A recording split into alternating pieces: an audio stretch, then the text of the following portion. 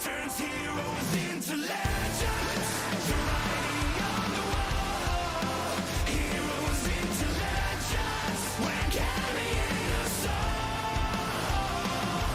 'Cause they run into danger, into the flames they go. It turns heroes into legends.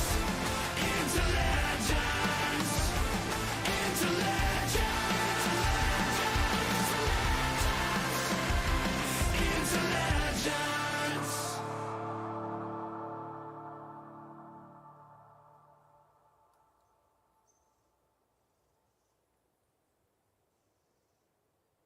Well, hello, my friends. Welcome to another exciting chapter in our Tales Around the Tavern Fire Journeys into Ibberath Shadows over Ferrusmere campaign. And without any further ado, I think we shall go ahead and we'll jump over to our live scene and see our wonderful players. And you may have noticed there, some of them have some artwork now that they've managed to procure somehow. So we'll see which our players are up to and see how our wonderful Scott tries to embarrass me this time. So let's have a look. So we say hello to our wonderful players. How are we doing? And they give me the bird. They give me the bird. Okay. So my plans for the session have just gone out the window, and I'm now on a murder mission. So here we go. The Trask has appeared. Roll initiative, bitches. I suppose you're not just saying rocks fall. No, you're not good enough for Rocks Fall. Oh, damn it. It's not fair. Because it's dull, you twit. It'll hurt more. Oh. How are we doing? Everyone okay? Everyone looking forward to this session? Well, I'm here. I think that's good enough. That's all we can really hope for with you, Matt, to be Yeah, honest. really Let's be is. fair. So, I think we will start as we mean to go on and do a little catch-up from last session. So, who wants to do the catch-up? We haven't actually decided who's going to be the main story keeper for this campaign. 4 sessions in, guys, and we haven't decided that. I think we have. I just don't think we've made it official. Who would like that honour for this campaign? Claire. Nope, I did Star Wars. Not it. No. Oh. I'll double do it to make sure. Right. Well, luckily I have notes from last session, so I shall do the catch-up. Yeah, you do that.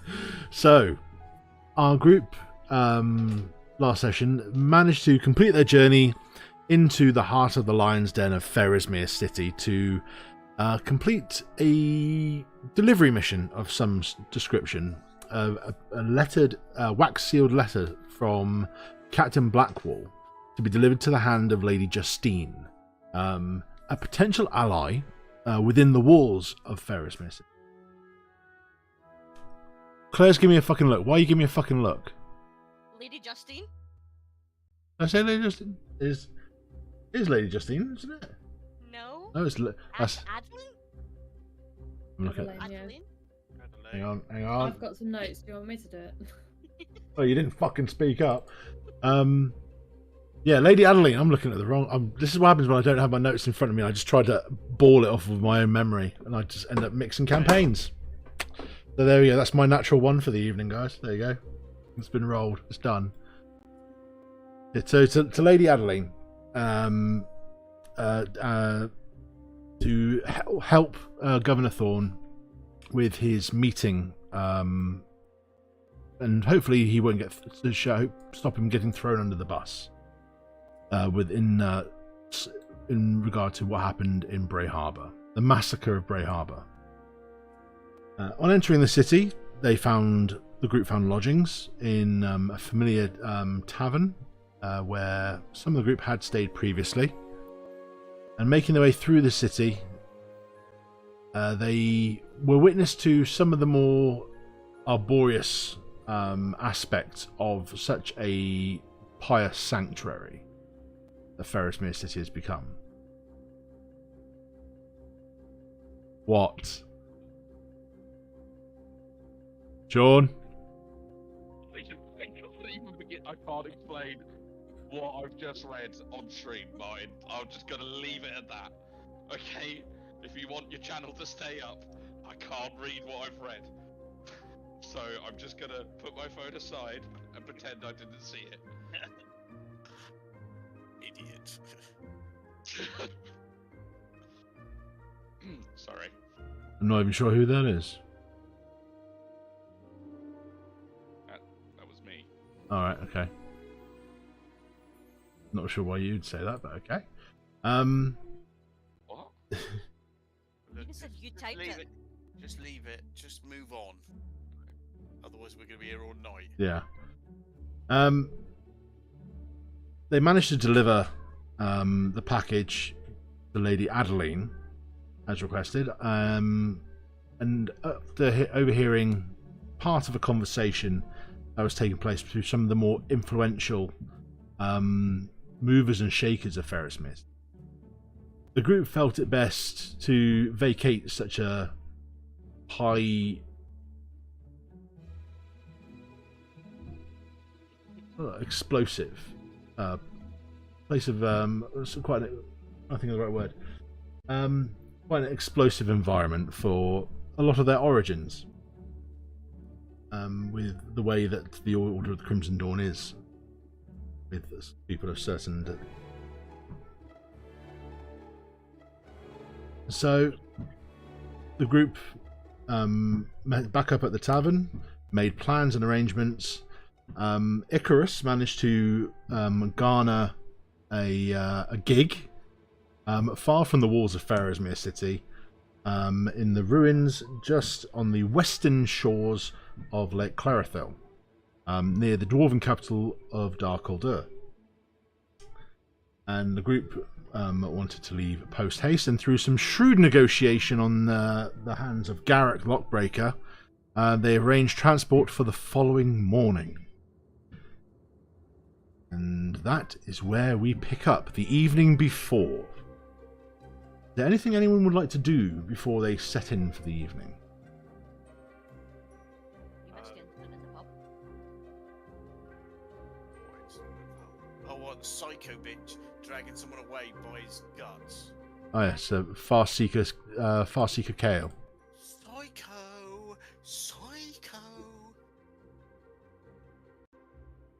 Sorry, did I say that? Repeatedly. Good. It's the truth. She's mental.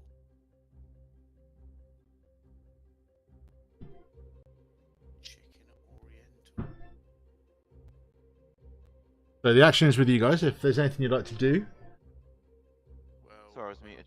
No, I sleep in the common room because I don't technically sleep, so I just chill in there. Traditionally. okay. I think I'm gonna call it a night and go to bed. I Same. will as well, because I want an early morning, because we've got to be ready early. You were told that the wagon convoy will be leaving by first light. It's ready to go at first light. So You I'm did going pay to him a make shit ton of everyone money. I'm going to make everyone aware, and I'm also going to make the barman aware, so he can send someone up to wake us up beforehand, to give us half an hour to get up, get dressed. Elena, Down. the barmaiden, will say to you, "Yeah, we can make sure that one of the stewards who watches the place overnight will be give you a knock in the morning at first light. That's not a problem. We can sort that out." Thank you.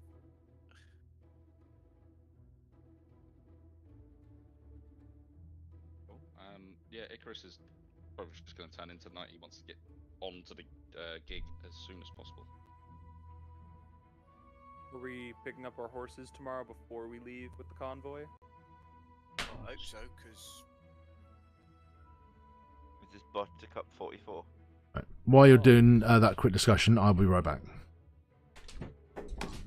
Yeah, that'll probably be best bet. Go get the horses that we stabled the night before, because we do also get to not threaten them, but we get to tell them that what they did was wrong, if we want to. yeah, we will. Probably basically. And then we've just got our horses join the caravan. Convoy. Join the people riding.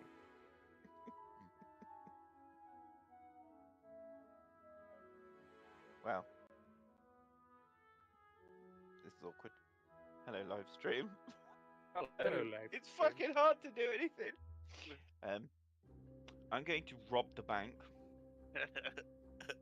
and I'm just going to add 500 GP to. Hello, you sexy bitch. See, weirdly, Massa, if you don't speak, you look Australian.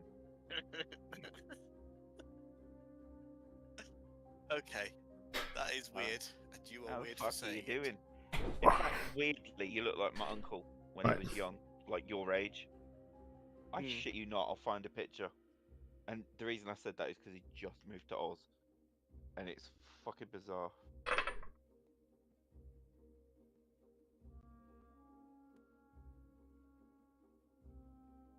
Maybe I secretly am. That would be disturbing, and time maybe traveling would be involved.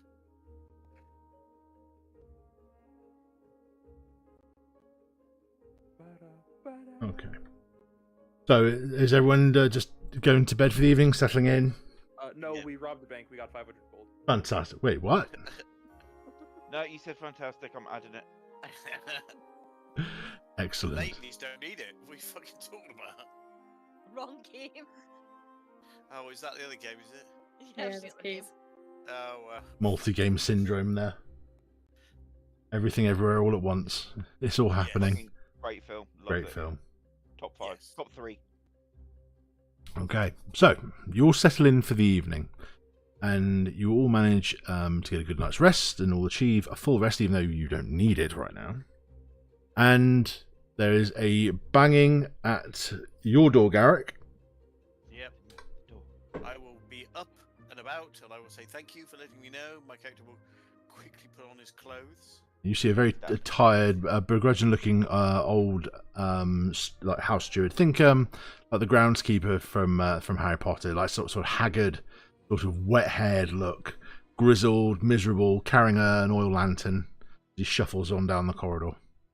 I'm going to make sure I'm going to hammer on everyone else's doors to make sure they're all up. You will all receive bangings on the doors. Get up, get up. We're leaving now. Usually give this job to the hostess. No, I'm doing it. I'm making sure. I'm banging on everybody's door to make sure they're aware they need to get the fuck up. And there's Just no prefers the excuses. hostess to get him up.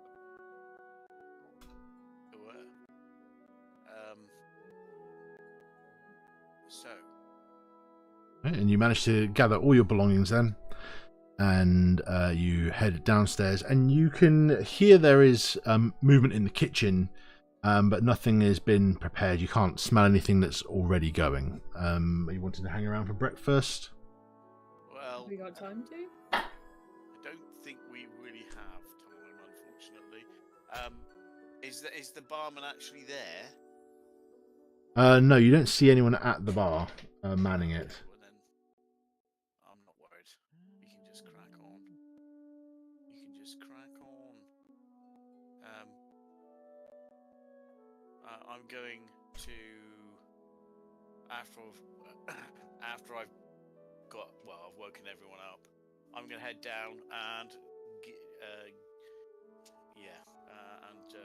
wait for everyone else because I don't want to. It only takes a matter of moments or minutes, but eventually you will pass Theodore as you walk into the bar proper, as he is just sat in the common area, keeping eye. Theodore, if overnight you would have seen the night steward, the night steward wouldn't have given you a second glance, thinking you're just some sort of discarded toy who's just been put to a side.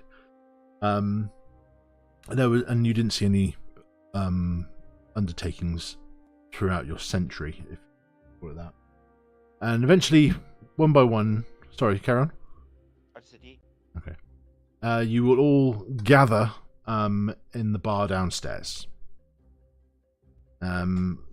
Gauging by the light of the day, Garrick, you reckon you probably got about an hour before you need to get to where you need to be. Right. Well. Morning, fuckers. Charming. Charming. I'm a teddy bear, no less. Yeah. Yeah. Lovely. So, well, I'll go. Right. Well, we've got an hour or so before we need to go. So, what we could do is pick up the horses and grab something to eat, and then away. Is that good? Yes, I don't see why not. Sounds fine. We paid for the rooms in advance, didn't we? I believe so, I think yes. we did, yeah. Yeah. Cool. That's fine. So we're not running out on this guy and leaving him short, which is not good. So you don't want to do that. So. Right, well, off we go then. So let's head towards the stables. You hear the movement from the kitchen stops, and you hear a quick shuffle of feet as you see Elena comes running out. She goes, "Oh, so glad that I've caught you. But I've just been preparing these, and you said you wanted an early wake up call, and you were heading off. So I wanted to get ahead and prepare these." And she puts out 6 parcels on the bar top. And she looks at you, Theodore, and says, "I'm not sure if you do consume, but I made you one just in case anyway." Thanks. Thank you very much. That's very Thank you. considerate. Thank you And very kindly. And I leave them a gold piece as a tip. oh, that's uncalled for, Nice. but it's very generous of you. I would have left there more than the tip. Not appropriate. Inside the parcels, you will find equivalent of a week's travel rations. Julio. Is it lambus Oh. bread? There is bread made of lamb. Oh, no. And so you leave, and following Garrick's navigation, you make your way to the main stablery, where you can see there are, even at this time of the morning, there is still a bustling of wagons and goods being unloaded and loaded. And as you walk through this, almost like a train yard of wagons, you do get towards the front gate, where you see the dwarf you made contact with the day before, Garrick, just literally fastening up the last bridle for his team of ponies that are pulling this particular wagon you stood next to. He sees you coming over and sends you a wave and a nod. Right, we've come to pick up the horses. You need to go speak to the stable master. It shouldn't take you too long. I mean, we're going to be ready to head out whenever you are. Okay, well we're just gonna grab the horses, and then we're gonna be ready. So I'm gonna go. We're gonna go. We'll be back in. I wouldn't say 5 or 10 minutes, and then we can go. So off to the stable master we go. Okay. You head over to the stable master's office, and you do find the dwarf who you spoke to when you arrived is sat at a desk with a big pile of paper on one side and very little piles of paper on the other side, and he's picking from the big pile, writing, stamping, put it over, and just carrying on. And as he looks up and does a double take, as he looks at your eyes, and goes back to his work, as a gnomish female approaches you and goes, "How can I help you?" Yeah, we're going to pick up our horses. Oh, we also okay. have a message for your employer as well. Oh, would this be from Lady Adeline? Yes. As you see the Yeah. dwarf literally snap the quill. She looks at you, "I think it was delivered already." Okay, good. As long as we're aware, Yeah. then that's fine. No worries. Well, if there's anything else I can do, I'm taking over as interim stable master for now. So if I can help at all, please let me know. And if I can just take the name. Well, I'm Garrick Lockbreaker.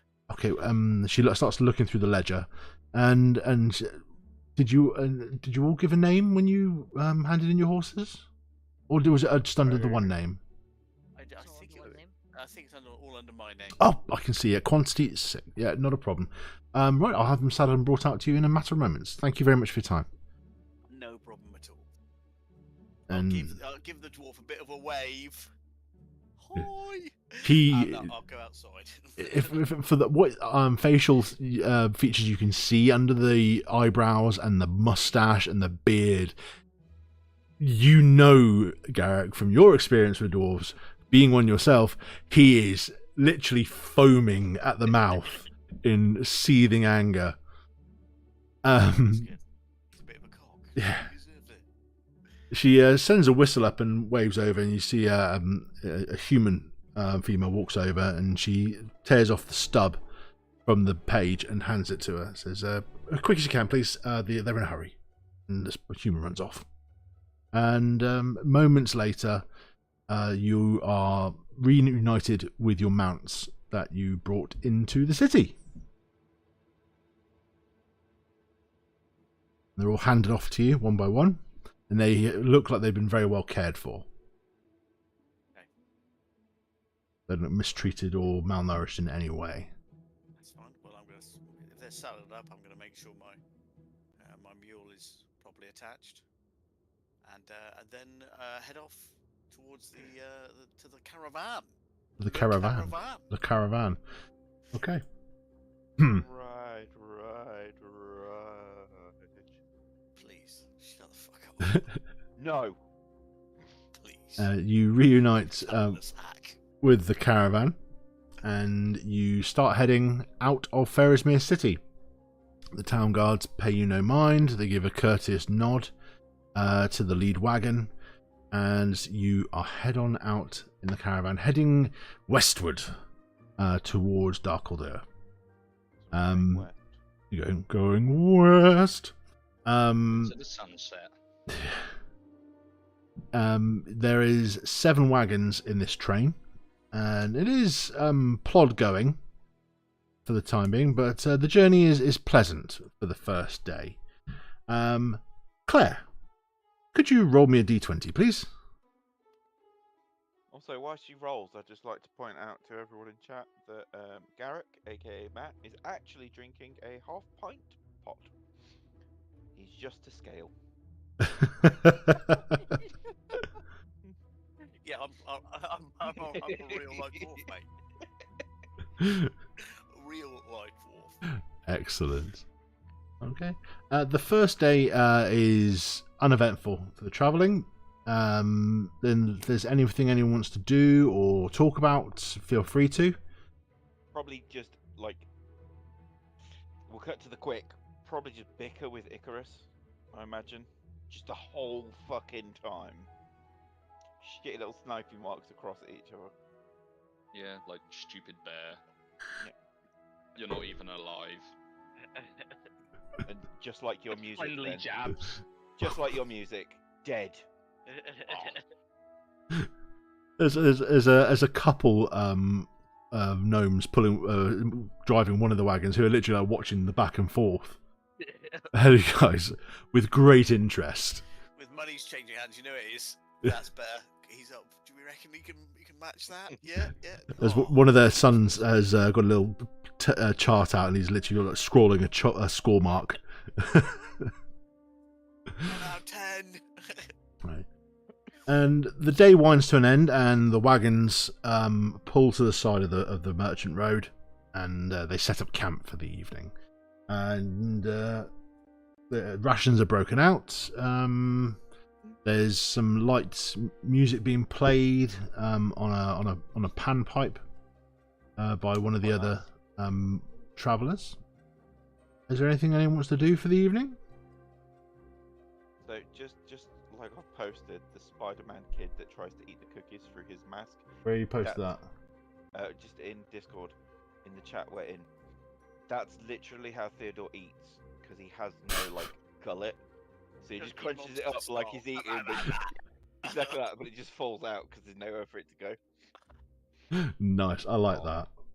So when he drinks, it just seeps into him. Just a saturated bear. Sure. If you drink, does that slow your movement speed by half if you're soaking wet? If it was the equivalent of drunk, yeah. It's easier to track because he leaves footprints everywhere. Icarus can just follow the wine. Oh my god, we need to soak up this puddle. Punt. mean, that's how he gets washed. It looks like a kink, but it's not. He's just paying someone to like washboard him. Yeah. Oh, we're using soap this time. Okay. Getting all awkward and being like, I've lost some stuffing. Put your finger through the loop. You right there, dude? You just look like you freaked out. Something fell and my screen went black, and I was like, uh-oh. Not again.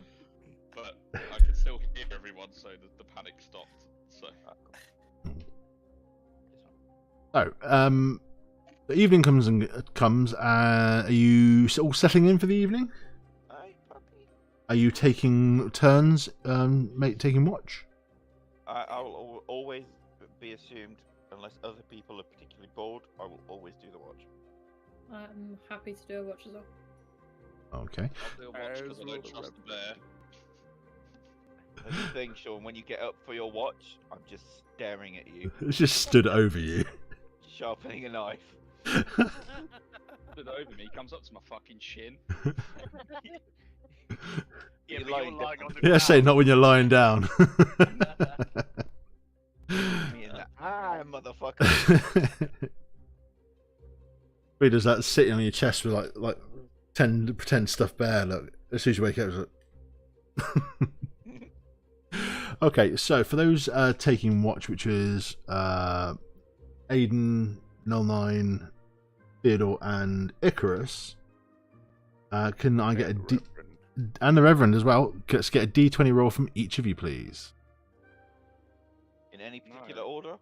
Well, let's go round the clock. Is anyone doubling up on watches? I'm sorry, I was already rolling. That's fine, I'll count it. Oh dear.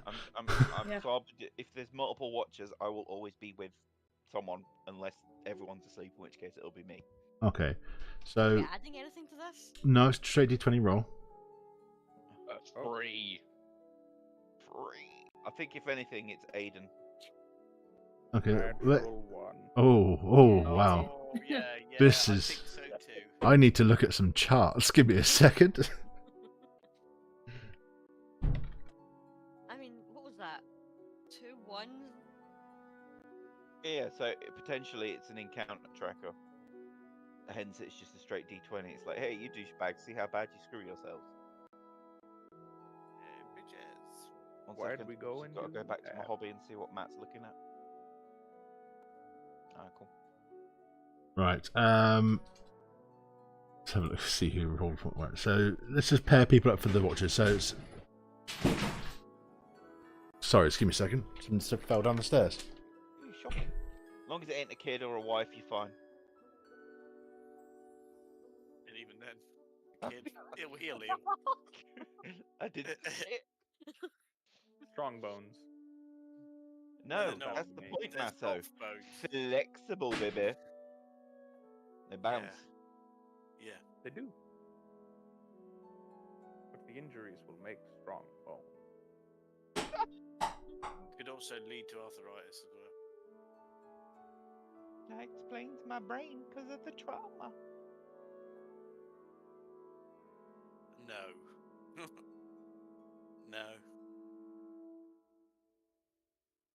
Certainly not.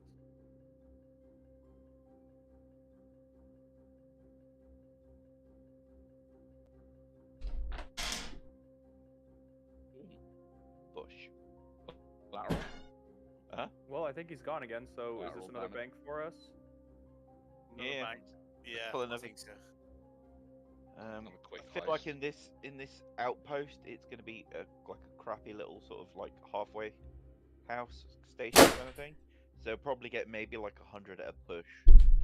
Probably all in copper. The stairs didn't move. So everyone Sorry. set up by what, 10 silver each? Yeah, I think so. Sounds We're robbing about right. a halfway I think post. We're being realistic about it, Martin. I don't know Say what- like it's 20 grand. We were like, to be fair, 100 max, probably only silvers and coppers. What are you talking about? Exactly. I didn't agree to anything, so I'm not saying yes to anything. That's fine. You weren't here when we agreed. Collective action at work. Yeah. Fucking go.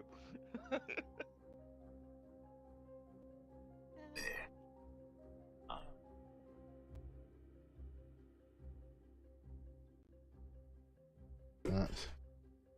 Okay, so just pairing people up for the evening. Who would want to take watches with who? Not including Theodore in this question. The Reverend and Theodore will be on the watch together. I will watch with Claire. Okay, so Aiden and Nine together, and then Icarus and Theodore together. Okay, so the first part of the watch, Reverend and Theodore. It happens. Right, Reverend, could you roll me a D100, please? D100 coming up. This is how many hit points you're going to lose. Great purple worm. Yum yum yum. 86. 86. Wow. You're That this could be close game to over. greatness, but you missed it by 20 points. Oh dear. It was nice knowing you, dude. Cheers. That literally could be like a toad wanders through camp and eats a party member. That's a big ass food. As it turns out to be. Little toad. Father's gate. Yeah, it could be one of these boys, the Frogemus. Any chance to show Frogemus. off this fucking bastard? Yeah. Here's a D&D creature. Right. Okay. What's the thing he's holding? It was a wilderness encounter because you're not exactly in the forest yet. Baby got back. It's thick. Ah dear. Throw it back. You ever seen a twerking frog on stream before? Yes. That I watch. You are Screaming you are- frogs are the best when they're just chilling and they'll just randomly go. Ninjas. All of them. Ninjas. Ninjas. Goddamn ninjas. Yeah.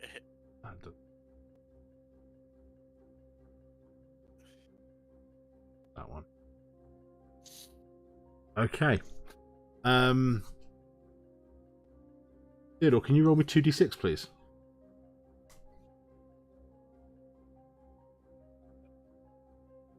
Click, clack, bum and snick knack.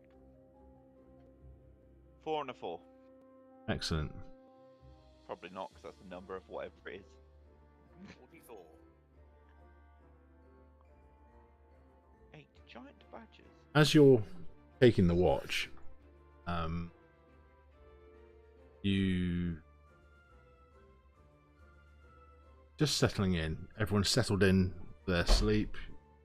You're sitting around the campfire you've made for your particular part of the convoy, and you hear a scream coming from further down in the convoy. High pitched, shrill scream. What are you doing, Who else is on watch with me? Reverend? I'll just glance at Reverend. Reverend will stand up. I Did will not make sound my like way a child, over. correct?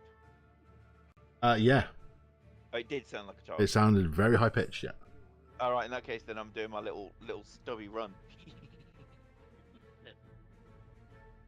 Reverend, what did you say you're doing? I will, if he's doing his little stubby run, Reverend will run. What's your movement speed? Not fucking much. I 25. pick up by the back of the fluff. Full sprint. Okay. As you run down, you do see some commotion towards the rear end of the convoy. As you see a dwarf, 2 halflings, and a human fighting off a pack of 8 wolves. Yeah, but there's no kid, right? Not that you can see at the minute. Like I say, it's dark. There's a lot of movement going on. Kid was eaten.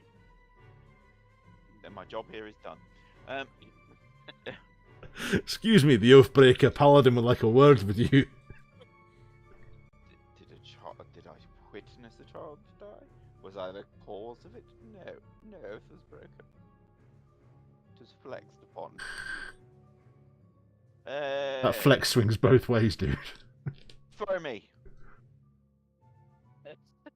Yeet me, you pussy. You yeet.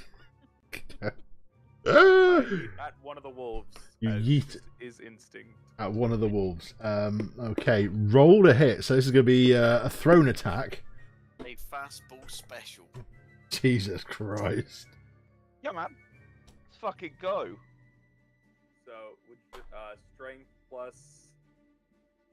So this is going to be a roll to hit. So it's a thrown weapon's done on dexterity, isn't it? No, thrown is strength. Strength. Strength, yeah. So it's d20 plus strength, and you don't get any other bonuses because you're not proficient in bear. Bring it to me. Bring it to me, Master. Proficient in bear. Wah! Yeah, but surely Scott classes a mundane object. Wouldn't I technically It be, doesn't matter. however? It doesn't matter. He rolled a 4. Wouldn't I be a martial weapon? No. I don't think it helps, guys. He rolled a 4. You So- aim for the Roll wolf. scatter dice. Come For on, nearest- D12. Scatter dice. This is wrong game, Matthew. Stop it. Oh, it's not fun. Oh, it didn't add my bonus, which was plus 3. I say what? Because that's Plus not even help. plus 17. Okay, so Flying past, can I swing with my great sword? you don't even get to them. It is like unfortunately, as he makes the arcing of his throw, it's a bit limp-wristed, and it doesn't go the full way. So you fall about 10 foot short of the wolves, do a little bit of a tuck rumble in the mud, but you're there in front of it. Both of you roll initiative now.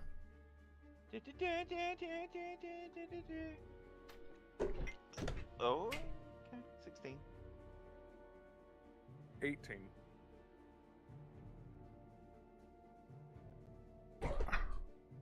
20 more gold. And sorry. I'm on the So- wrong kind of sleight handing. Probably. Okay. What's that gonna do, Slav? You're not even awake. Okay, so Stealth wank. Not bad.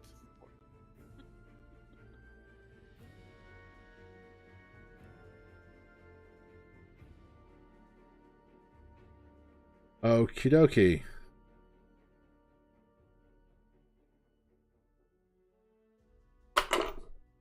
Reverend, you're up first. Okay.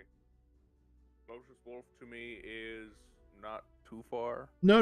You managed to throw him about 40 feet. You managed to throw him. So I assume you kept running. Say another 10 feet. So they're about 30 feet away from you. Okay. Am I, because we were on watch, do we have our gear on, or? Yes, you do. Yes. Perfect. While I run, I'll move 30 feet up towards a wolf. I don't know if that'll get me there, so I'll cast Sacred Flame on the closest one. Okay. So I'll need a dex save of 14, please. Okay. It does not make it. When?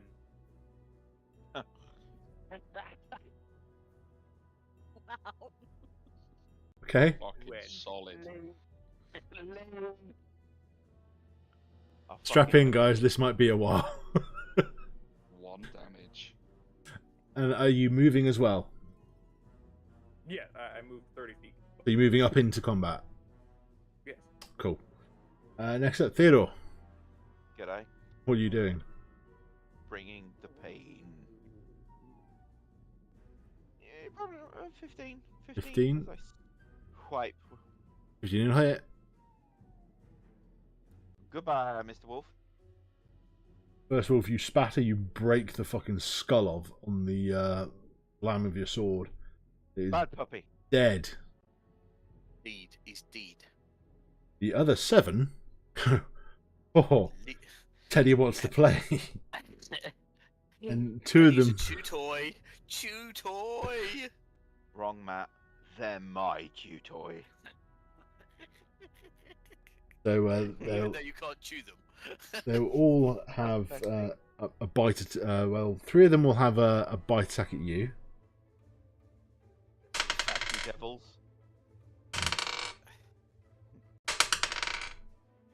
And all 3 of them miss. You manage to tumble and weave and defend and block as the gnashing. Multi-attack. Oh, but they have advantage. Hang on. There you go. Tactics. Pack tactics. What's your AC? More than you're rolling, 19. How the hell? More than my what now? Rolling. Oh, look at that! I seem to roll multiple natural 20s. Oh, what a shock! Oh no. even with advantage, they managed to splash that. So you go and dice jail. And the other 4, 2 of them are going to go for the gnome. Little guy. Ooh, okay. Gnome gets one of the wolves just straight onto the arm of one of the gnomes, and is starting to be dragged around by it, wailing in pain. The other 2 go, "Oh, you look like a big cow. Let's have a piece of you." What's your AC, Reverend? 16.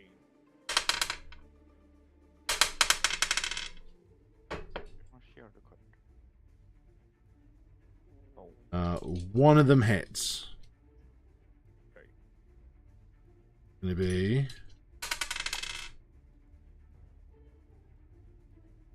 8 points of piercing damage. And can you then make a strength saving throw for me? Yes, So, I can. while he's calculating, I did have my shield equipped.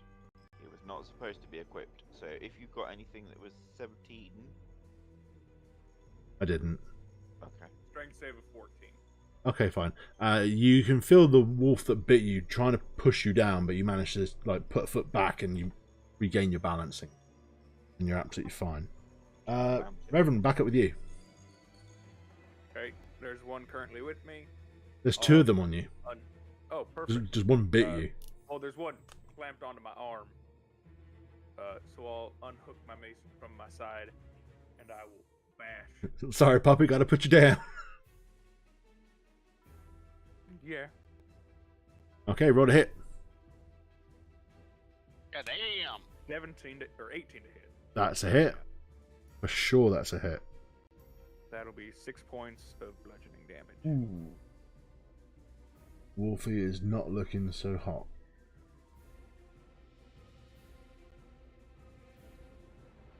Theodore, Good eye sport. what you doing? Swinging my sword. The closest. With a filthy 20. Yeah, but your filthy 20 will certainly do it. 11 points of bludgeon. Again, one hit. Bang! Decimates the wolf. Cave its chest in. 6 left.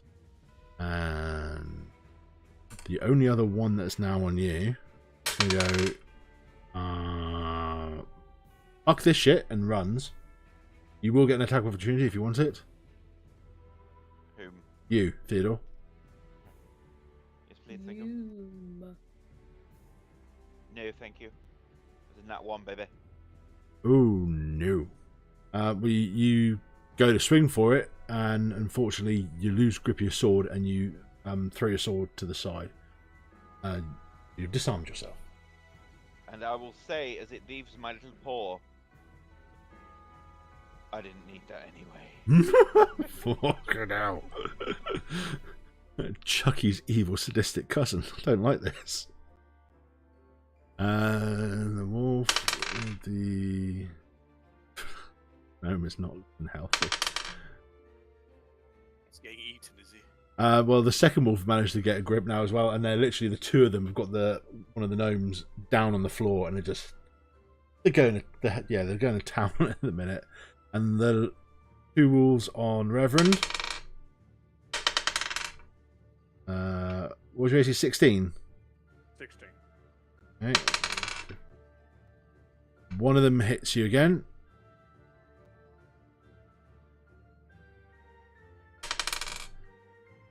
It's only 6 points of piercing damage, but I need another strength saving throw. Alright, 6 points of damage. Alright, so Reverend's not looking very happy. I'll be fine.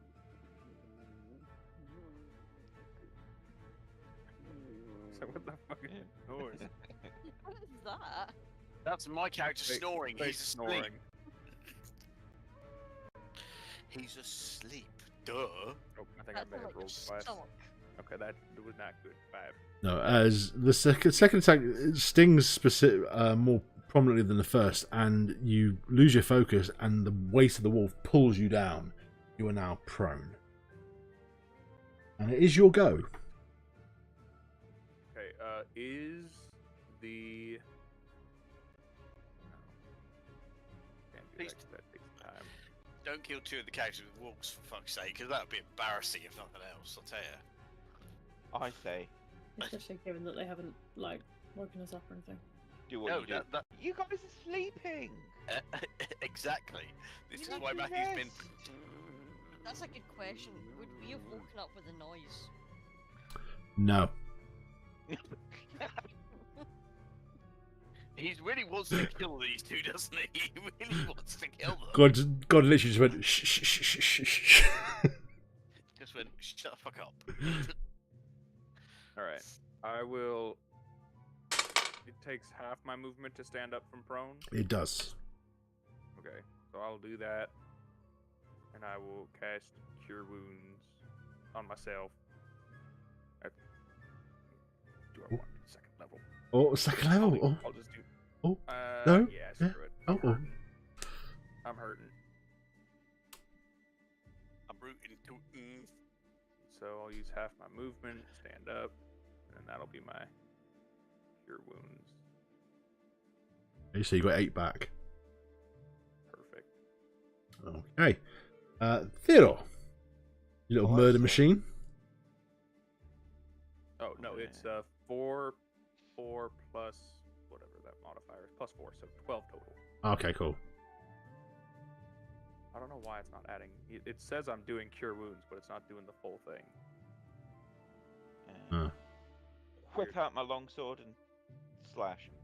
Okay, so you're going to go for... The one that was on you has run away. Charge the nearest foe. You've got a choice. Equal distancing behind you, there's the 2 that are on Reverend, or there's the 2 that are currently tearing a gnome in 2. I will free the gnome. Through the gnome. Alright, roll a hit. Probably not. That hits. Oh, okay. Doesn't take much to hit these things. 5 points of damage. It sir. takes more than that to kill them. Sir, you remember, if you're using it two-handed, it is versatile, so you can roll 1d10 instead. Yeah, I know, but it was average, so probably be roughly the same anyway, Matthew. Okay. Just, that's a solution. Yeah, next turn. Okay. Again, you did decent damage to it. It's not looking pretty. It's a wolf. No. Yeah. That wolf is going to let go of the gnome and Bit is much. going to have a go at you. Seems only fair. It doesn't get use of pack tactics because its mate is not in attacking you. It's too busy eating. What's your AC at the minute? Depends what you rolled. 17. No, I've got 16. Couldn't math them for a second. And the one on the gnome. Okay. And the 2 that are on Reverend. One is going to hit, and the other is going to miss. The one that hits only does 4 points of piercing damage this time, and I need another strength saving throw from you, Reverend. Sorry, 4 chum. damage. You're good. What happens when you fight wolves? Natural one. Okay, you are back on your ass again. Wolf sunk straight into your thigh, and it's your go. Okay, well, I'm not hurting as bad this time, so this time I will half my movement, stand up, start prying a motherfucker off with my mace. Nice. Roll a hit. Natural 20. Yeah, boy. Let's You go. boy. Natural 1. Even if it is, it's still maximum damage with +1, so it's not the end of the world. The end of the world as we know it. I feel I fine. do just have to roll a d6 normally because it wants me to do 2d6 plus 3, but so it's just going to be a 6 plus 1 for 7 plus 3 for 10 total on the one that's currently biting me. Okay, that wolf is looking fucked up. You've caved half its face in. Popped an eyeball. It's not looking good, but it's still up. Theodore? Longsword, two-handed, swing, murder. Mate, go. Death. Oh, no. He did No. that spinning on the nat 20 and then went, get suck it. And I would have too. It was a valiant effort, to be sure. To be sure, to be sure. Okay, next up is the wolf's turn. So the one on the gnome is doing that. I'm not. But the one on Theodore. It's a hit. You take 6 points of piercing damage, and I need you to make a strength saving throw. Okay then. Fucking hell. Natural 20 then. Okay, as this thing like bites into you and then tries to move you, but you're just like a rock, it's like. Which is quite impressive considering he's a small Yeah, It's made of burlap. stuff. That's all it is. to burn up. Burlap's pretty fucking strong. You're a repurposed medicine ball. Yeah. And the two on Reverend, because.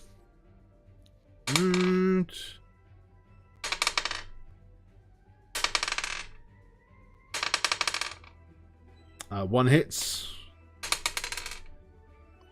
That's 4 points of piercing. Okay. And another strength saving throw. He's still You drunk got it. or Mario. You're fine. You can do it. You can do it! You can do it! 21. Yes, absolutely fine. You managed to stay up. See? And Revenant, back to you. I'm just gonna Yeah, bud. keep bludgeoning this thing too close to me. That is an 11 to hit. 11 to hit. Just hits. You Yeah. don't even need to roll. It was on 1 hit point. As you Great. break this thing's face in two. It just goes limp at its feet. And his friend. Okay. And Theodore. I am going to try and make an intimidation roll by growling at them and like swinging my sword to try and get the remaining couple to off they fuck. Okay. Give me an intimidation roll. Oh, you son of a slag. Sorry, not you specifically. It rolled 19 and just tipped and I was like, Okay. He says this, but we don't believe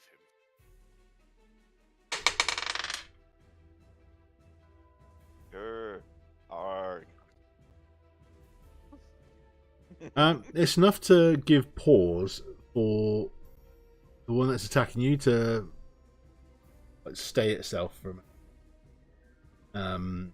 For game purposes, it takes the dodge action unsettled by your performance. The one with the gnome, however, drops the gnome, looks at you, and runs.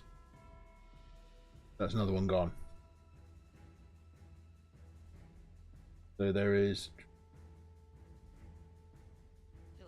2 left.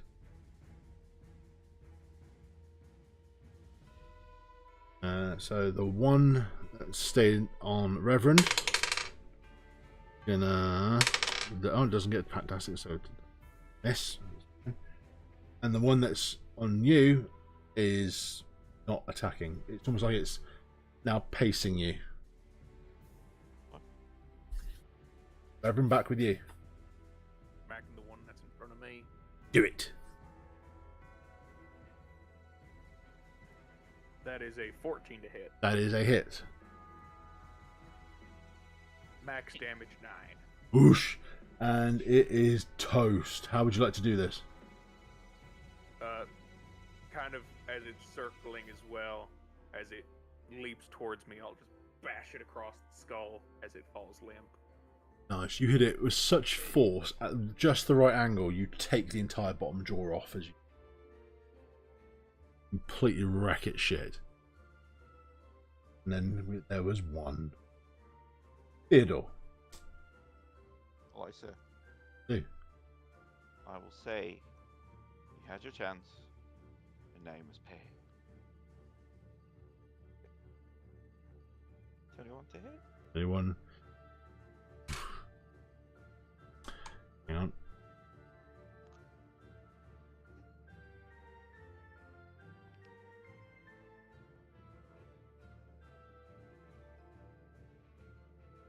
You need to roll with disadvantage.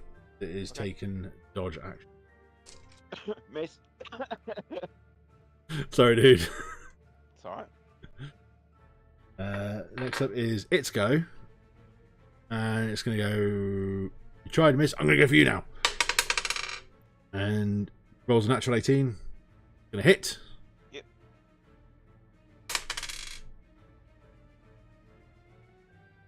That's 8 points of piercing damage. Okay. And a strength saving throw. You can do it. You can do it. Yep. Okay. You can. Okay, you manage to again stay up. This thing gnaws at you. Bad puppy. Reverend. Okay, this is the last one that he's fighting? Yes. Okay, how far away is he? Oh, he's within movement distance of you. He's only about 20 feet away. Okay. You moved up and... I will jaunt my way over, and I will take a swing at this puppy. Go for it. 21. 21 will hit as the overconfident Reverend saunters over. Another max damage. And it had 4 left. It's toast. Boom. And as you break its back, as you bring the hammer down on it. And it means I get to do this with the pocket bard.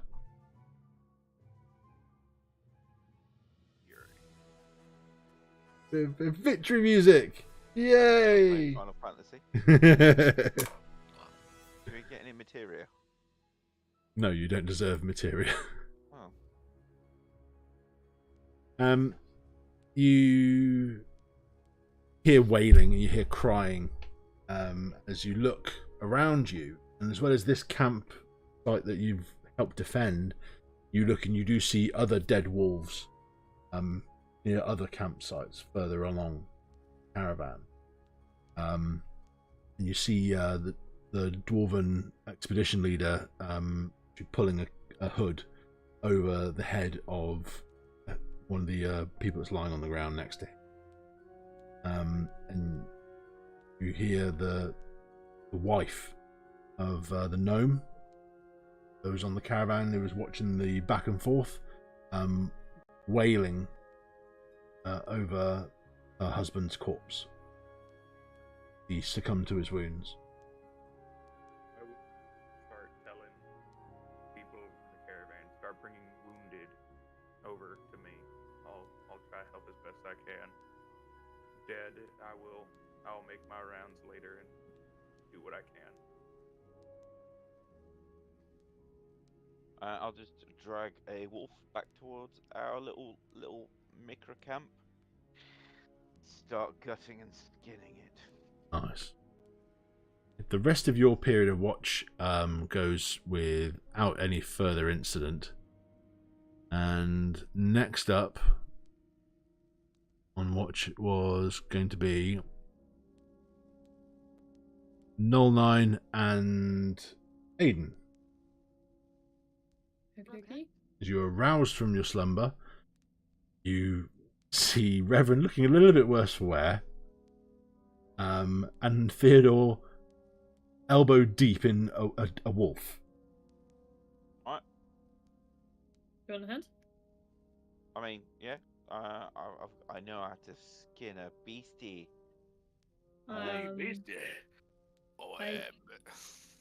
did not mean to suggest that you didn't. More just the fact that my hands are slightly bigger than yours. Oh yeah, don't get me wrong. Opposable thumbs are a great thing. So yeah, a little bit of help. The stitching's not as flexible as you would imagine. So I will, I guess while we're watching, I will help skin the wolf. Okay.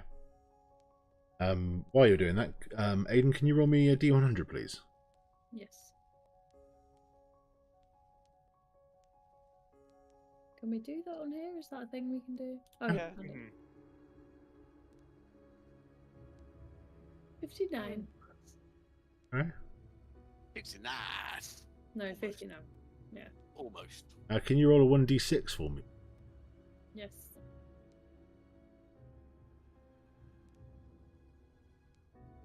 One. Okay. As you are gutting the wolf, it seems to be releasing a bit of a pungent odour. It will say a bit of mange to them. Not entirely of good nutrition. But you do, with Theodore's help, start to carve off what meat you can. And you start to discard what's inedible or Bill 9. As this is happening, it's only in the slight glimmer of the firelight as you're watching the gutting happening and you casting your gaze the surrounding area and up at the stars. And you cast your gaze back to Eden. It's only the last moment you see the reflection of the fire in 8 small, voidedly black eyes as a giant spider sinks its fangs deep into her back. Can you make a Constitution saving throw, please, Aiden? Yes. Bruh. Giant enemy spider. Spider. Oh, hang on, nothing's happening. I think I've broken D&D Beyond over me. Con save. Why aren't you rolling? Okay, I'm gonna roll a d20 and then just add 2. 7. 7. Unfortunately, you feel that sharp pain as the fangs catch you in the back, and then you feel that ebb of poison passed into your system as you take 10 points of poison damage. I just need to make sure there's no other added effect with that. Give me a second.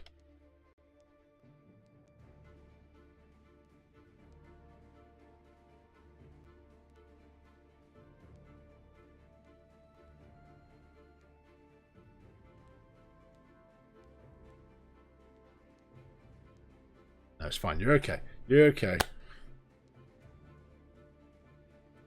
Okay. So now, the 3 of you roll for initiative.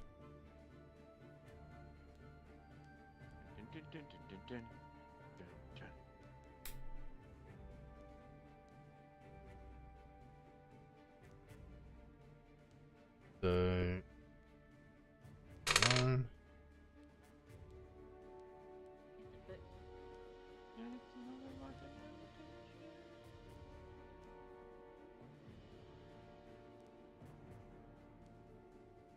So, the spider is going to,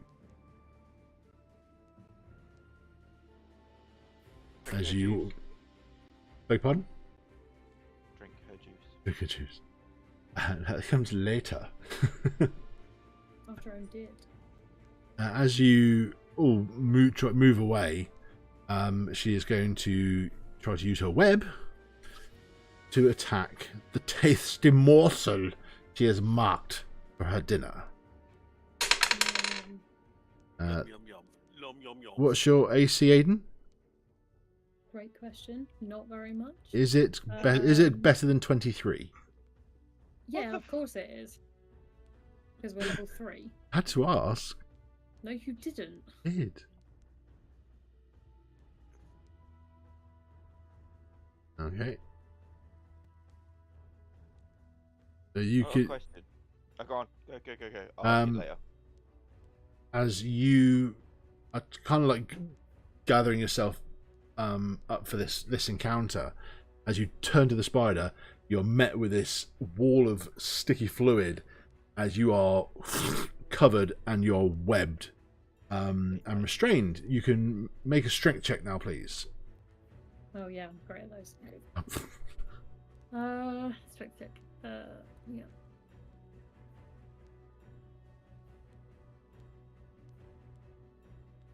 Well, 15. That wasn't too bad. 15. That's enough. You managed to break free of the webbing that you could feel was already hardening, almost like a resin. But you managed to break it out of it just in time, and you are no longer restrained. Super. The spider's turn. And Aiden, it is your turn. Oh, okay, cool.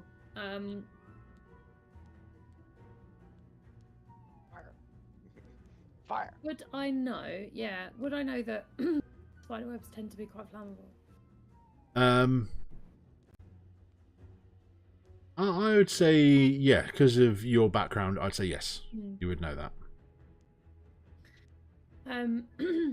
So I am going to cast produce flame, and then attack with it. So That's you're throwing it, aren't you? yeah. That's a ranged. So yeah, hang on. Let me see what else I've got. Because I'm assuming it's right behind me. Yeah, it's like within like 10 feet of you guys. Bit of dirt, isn't it? Yeah. So within 5 feet or 10 feet, because that's I'm gonna the say melee range. Oh, okay. Let's make it 5 feet of you. Okay. That's also my like songs on Spotify as well. Yeah, mine too. Great song. Cool. Okay, in which case I will cast Burning Hands. Oh. Each creature in a 15-foot cone, so I'm obviously gonna aim it away from camp, just towards the spider. So I need a dex save. Okay, come on. I'll get +3 to this. 8. I'm pretty sure that's a fail, but let me check. Where is my spell save? Yeah, so save is 13, so fails. Okay. So you take 9 points of fire damage. And the fire ignites any flammable objects in the area that aren't being worn or carried. I'm going to say a tent's going to go up. But I aimed it away from camp, I said. Okay, fine then. I specifically said that for that reason, Martin. Come on, man. Someone doesn't want to lose a tent. Theodore Okay. takes fire damage. Okay, Seems it's fair fine. to me. I mean, I'm also fine with this. it seems fair to me. It's only Theodore. I mean, 9 points, you say? 9 points, yeah.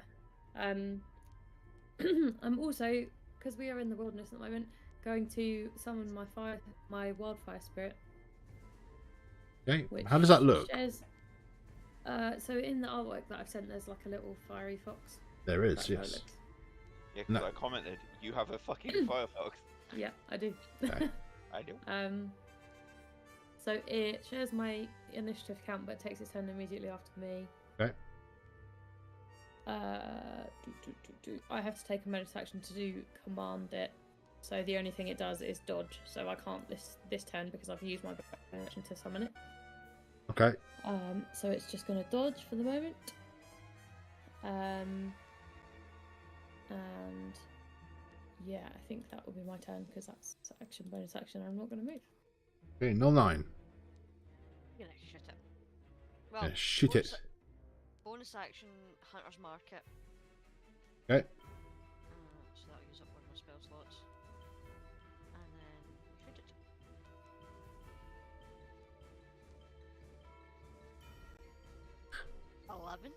11. Does not hit it. The arrow bounced off the carapace. Okay. That's all I can do for my turn. Okay. Theodore, Hello, sir. what would you like to do? Great sword it to death, sir. Let's see if you can do such a Maybe not, sir. Meets it, beats it. This, followed by a classic. I've missed it. My good friend, of course. Ooh, a smite. No. Oh. And because you are using mana points, I'm going to use all of my mana points in one go, and it'll be 48 additional damage. Oh no, good sir. Please. Bye-bye, With a spider. shit roll. 12 additional. So How would- 21 points of damage. How would you like this to look, Scott? I just want to hit it in the head so it explodes its head. Just the head. Very much in the style of Castlevania.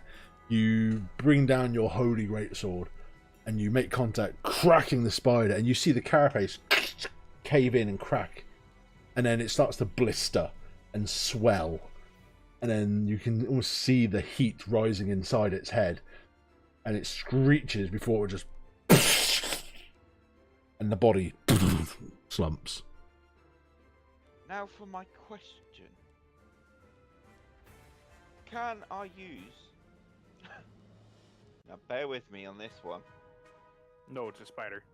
Purify food and drink to cure Aiden of poison. You say no, Scott, it's for food and drink. I agree, Martin. But it's trying to eat Aiden, therefore by definition, she is food and drink. If the spider was casting it, I'd allow it. I identify as a spider. Oh, that's a bag of... Oh, no, that's just... No, I'm not getting I into thought that. you were gonna end, it only works on food and drink. Yes, Martin.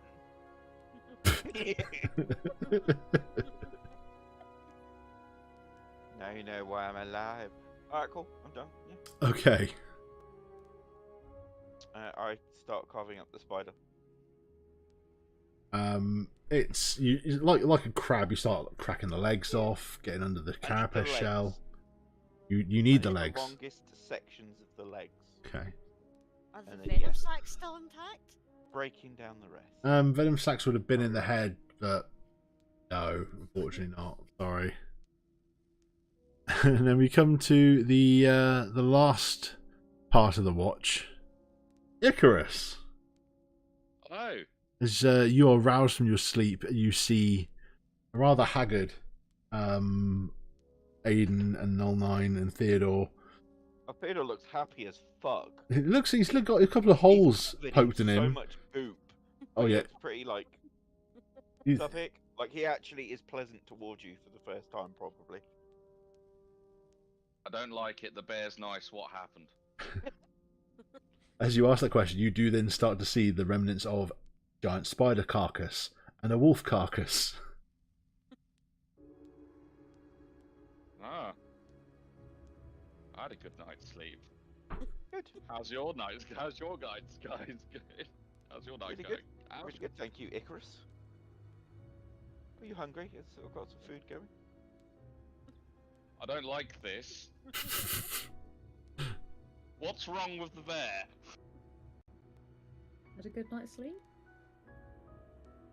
Yes, It Icarus. sleeps. Am I dreaming? Yeah, but you need to roll a d100 for me. Let's find out. And then I'll whack him in the shin with a stick. Just a generic stick, not like, you know, something A that's sharp gonna one. hurt him. Yeah. Fine. You make contact with the shin, it hurts Icarus. Okay. D100. Let's fucking go. We've fucked it so far, Sean. There it is. 84. Roll again. Because it's Roll more again. wolves, isn't it? Yeah, that was The more wolves wolves. have come back. 100, Sean. Don't fuck around. Give us that lich. 77. It's a I follower of saw his Nurgle. eyes are wide, and that's not good. Can you roll me a d6 Follower now, of please? Nurgle. A D6. D6 Tarasques appear. I just like to say, 1. Oh, that was a sigh of release. That isn't good. After a couple of hours, and Aiden and L9 have settled back to sleep, and you're sharing pleasantries with Theodore. Oh, he's fucking horrified. Theodore's just happy. Yeah, He's I'm, probably in the corner like that with his sword in front of him. I'm Probably just wants to fully stay awake now convinced. to watch what happens between these two. I'm fully convinced some foul witch has bewitched the bear. Like, there are some mind control shenanigans going on. The evening is pleasant. Well, the rest of the early morning at this point is pleasant for the most part, until your watch is disturbed by sound coming in the dark. You hear the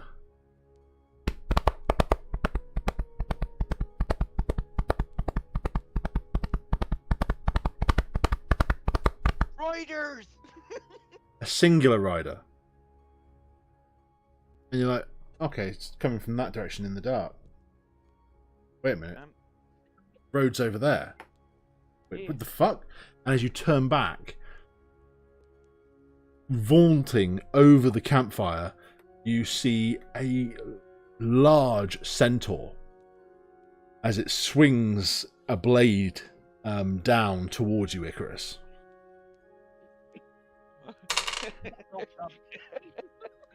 What's your AC? Not enough. The answer is not enough because it's 13.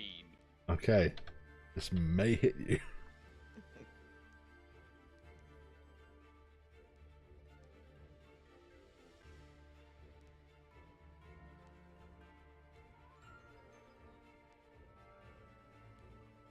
The whole night, since he's been awake, Theodore's been trying to get him to play one of his songs.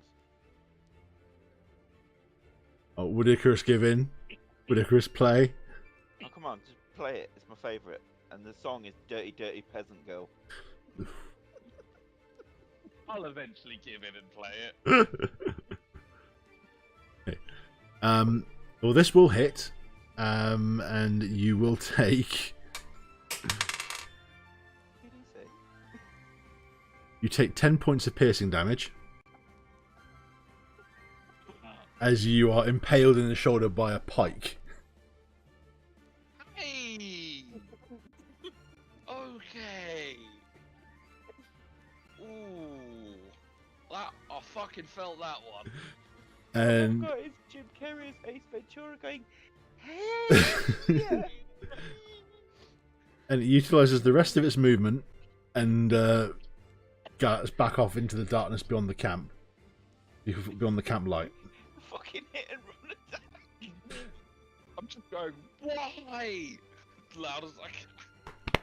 seems fair to me. Let's roll initiative. Best night ever. 15. 11.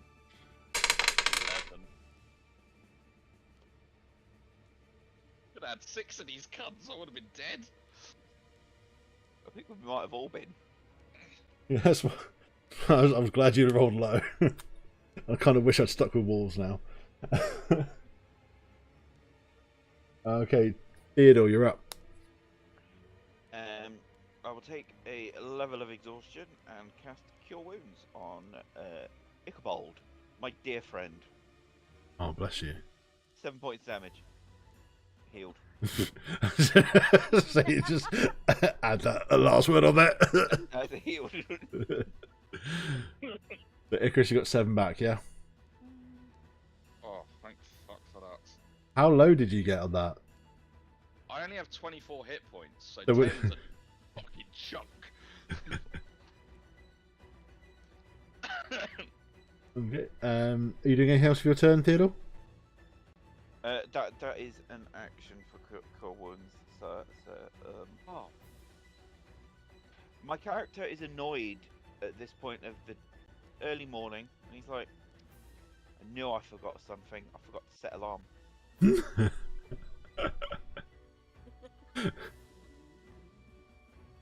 Guys, centaur attack, if anyone's interested. And that will rouse the rest of you. And we'll get to that in a second at the end of the round. Icarus. Icarus. And I just want to say, this is the best night. I've got wolf pelt, I've got spider legs. I'm going to get some dong. This is like, you should see the thing I've got planned. You scare me, Bear. Good. Even the Oathbreaker spirit's like, I don't know about this one. I'm a scare bear. Come on, Jurgle, you talk to him. I don't want to. Interesting. Can I see this thing? What's your have you got dark vision or anything? You got special eyes? Thoughts? 60 foot? 60 foot. You can see it's literally gone after after it jacked you and ran off into the darkness. You can see it's probably about 25 feet past the edge of where the campfire can illuminate, and it's turned around. Hadouken.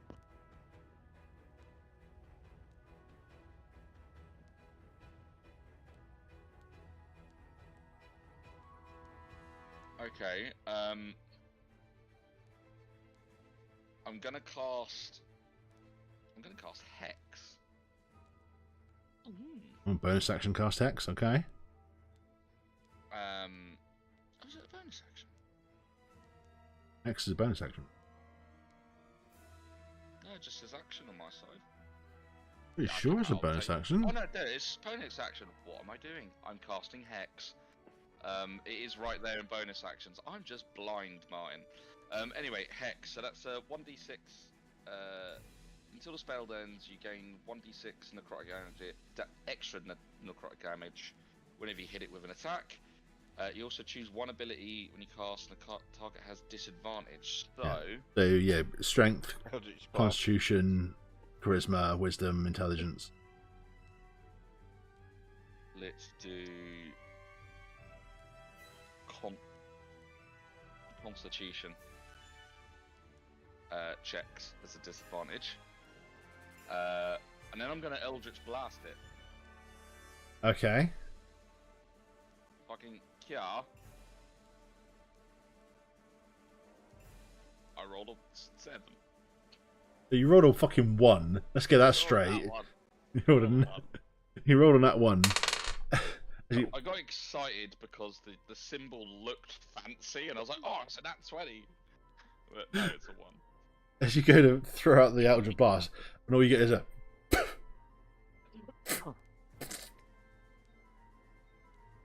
The gods have abandoned me, and I dive behind some crates or the nearest cover. The bear. Save me! Okay. And then that's my turn. Okay. The centaur is. Do you have dark vision as well, Theodore? I don't believe so, sir, no. Okay. You don't see this. Icarus, you will. As you see it sling the pike into a holster on its side and then pulls a longbow off its back. I was gonna joke and say he pulls his gat, and he fucking did.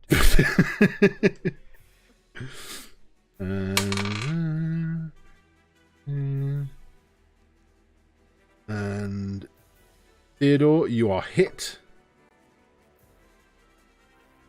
And you take 9 points of piercing damage. Cookie? Seems fair to me. I thought so. As long as it's not me, I don't mind. And that is the end of its turn. It starts almost canting with its hoofs. Theodore, back to you. How far away? It's about 25 feet past the campfire, so from you it's about 35 feet away. Let's get really fucking weird. I am going to throw my great wooden sword at it. Okay. Get fucked. 22.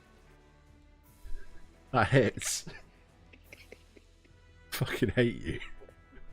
11 points of damage, baby. Damn.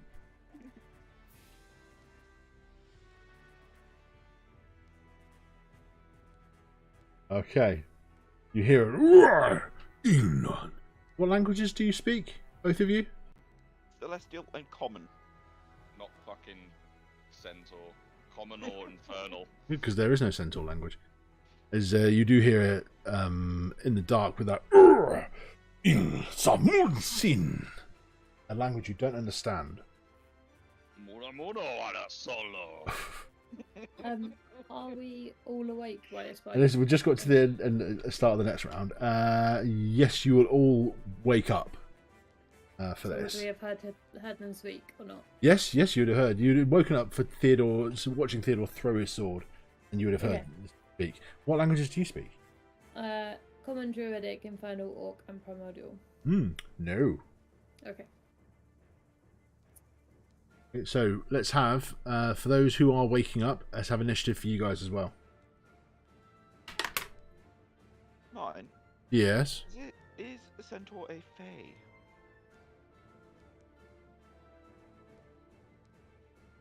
Just see if it's got his thing. Has it got the keyword? Oh, you're looking now, sorry. No, I'm just trying not to give the game away. Well, no, because it's relevant to an ability. It is not classed as one. Okay, cool. Aberration, Celestial, Elemental, Fiend. It's monstrosity. Okay, cool. Alright, so I was hoping a fae so I could do the abjure the extra planar and be like, fuck off!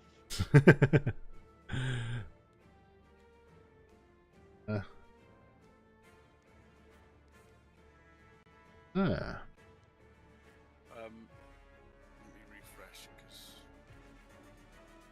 Cool. So, Aiden, it's your go. You got specialise as well. Have I what? Have you got specialise? Have you got, Specialise. Oh, let me check. have you got dark vision? Yeah, I get it. Yes. I remember the first time I heard that meme. I thought, oh, that's quite funny. I'll never get annoyed at that being a DM. And then the first time someone said it, I'm like, I want to fucking kill everyone. that's fair. I have dark vision. Yeah, because the first person who said it was like, I've got dark vision. I've got dark vision. I'm like, that's nice.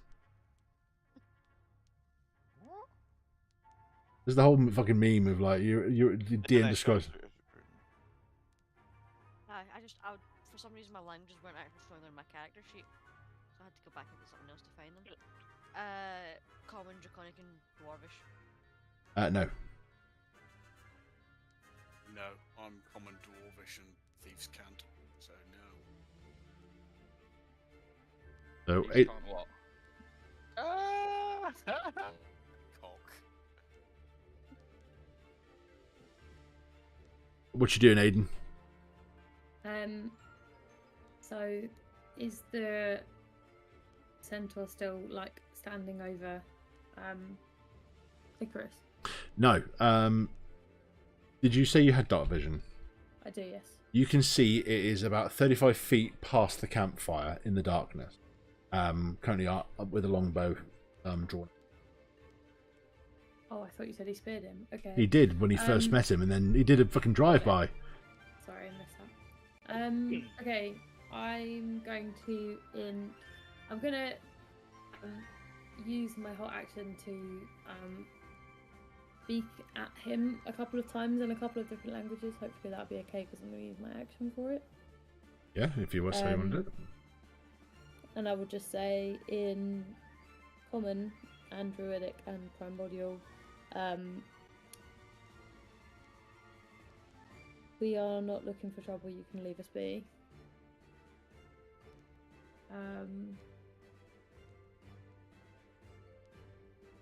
And I will probably just like kind of move forward a bit, like not loads, because I don't want to get squished, but just like hold my hands up and just kind of look at him and be like, "It's cool, we're cool." So, Okay. No, we're cool. You cool? shoot me. We're cool. You be cool. Are you cool? Are we cool? Cool.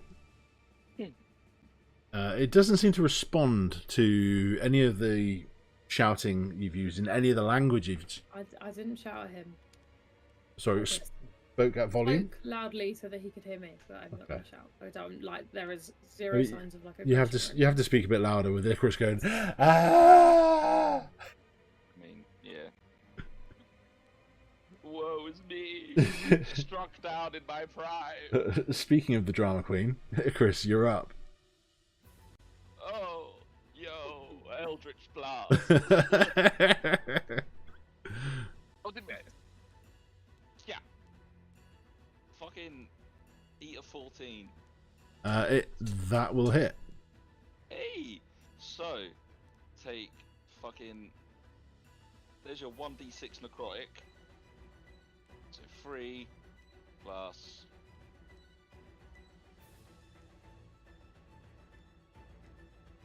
11 points of damage, and it gets flung 10 foot backwards.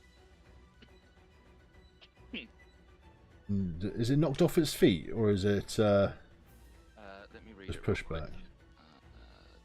Spell creature energy.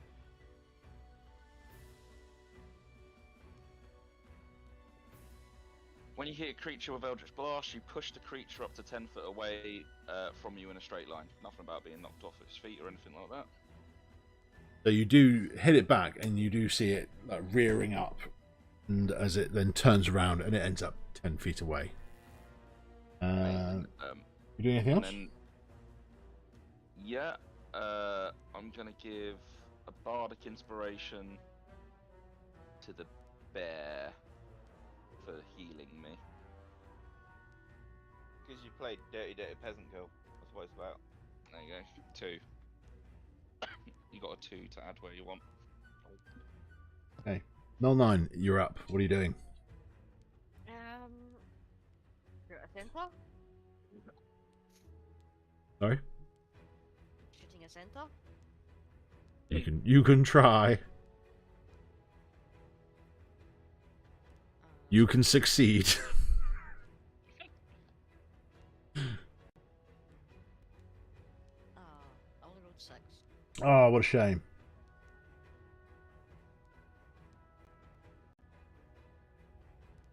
Okay, fucking hell. Fair enough.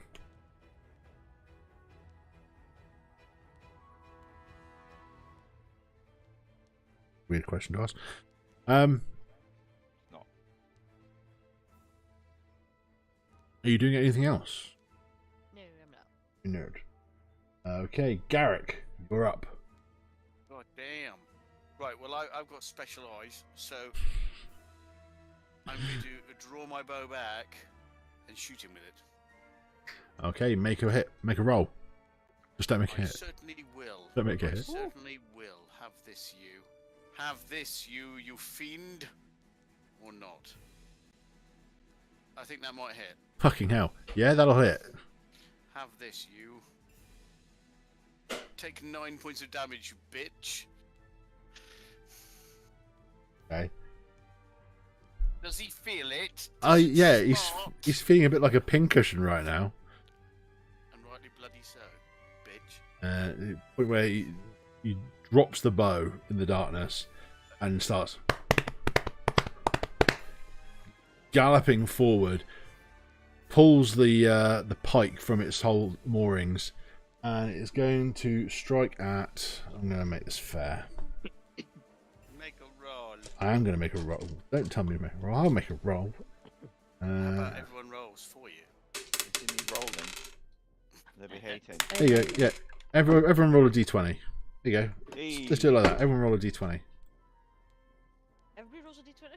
Yes, You roll me a wish. d20. 8. Ooh. No, I'm not the lowest. I'm not the lowest or the highest, so it's fine. Oh yeah.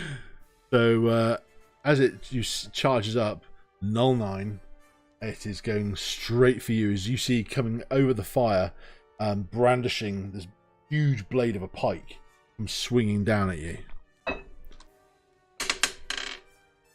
What's your AC? 15.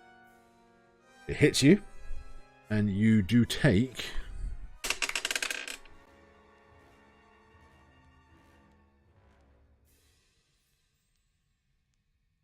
11 points of piercing damage, but because it's on the charge, you also take a further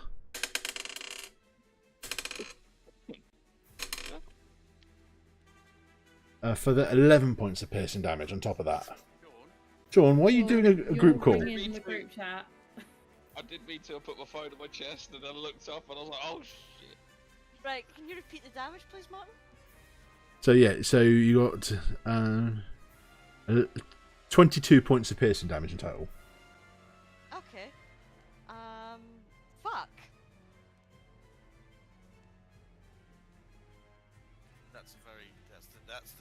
That's the measured response. 'Cause that would hurt. Goodbye to you. Yeah, I'm at 6 hit points. Are you still alive? I went from 28 to 6. We've been lower with worse. Yeah, we have. Now comes its hoof attack. Bullshit. You ain't got the balls, Clayton. Yes, he has. Unfortunately, What was said earlier on, then, yeah, I think he has. unfortunately, I rolled a 10, so don't worry, it didn't hit you. But it is this centaur is literally looming over you, ready to go again, but it's not its turn, so now you need to wait 6 seconds. Teddy. Hello. I am going to tackle it. It's large, you're small. That's not going to Yes, work. I don't think you can, because I think you can only. I think it's only one category. You are right, Matthew. I think In it's which only one case, category. plan B. I'm Gonna gonna grab ride this it. stick and twist Gonna it. mount it. Grab it, stick it. That may well be a larger category than myself, but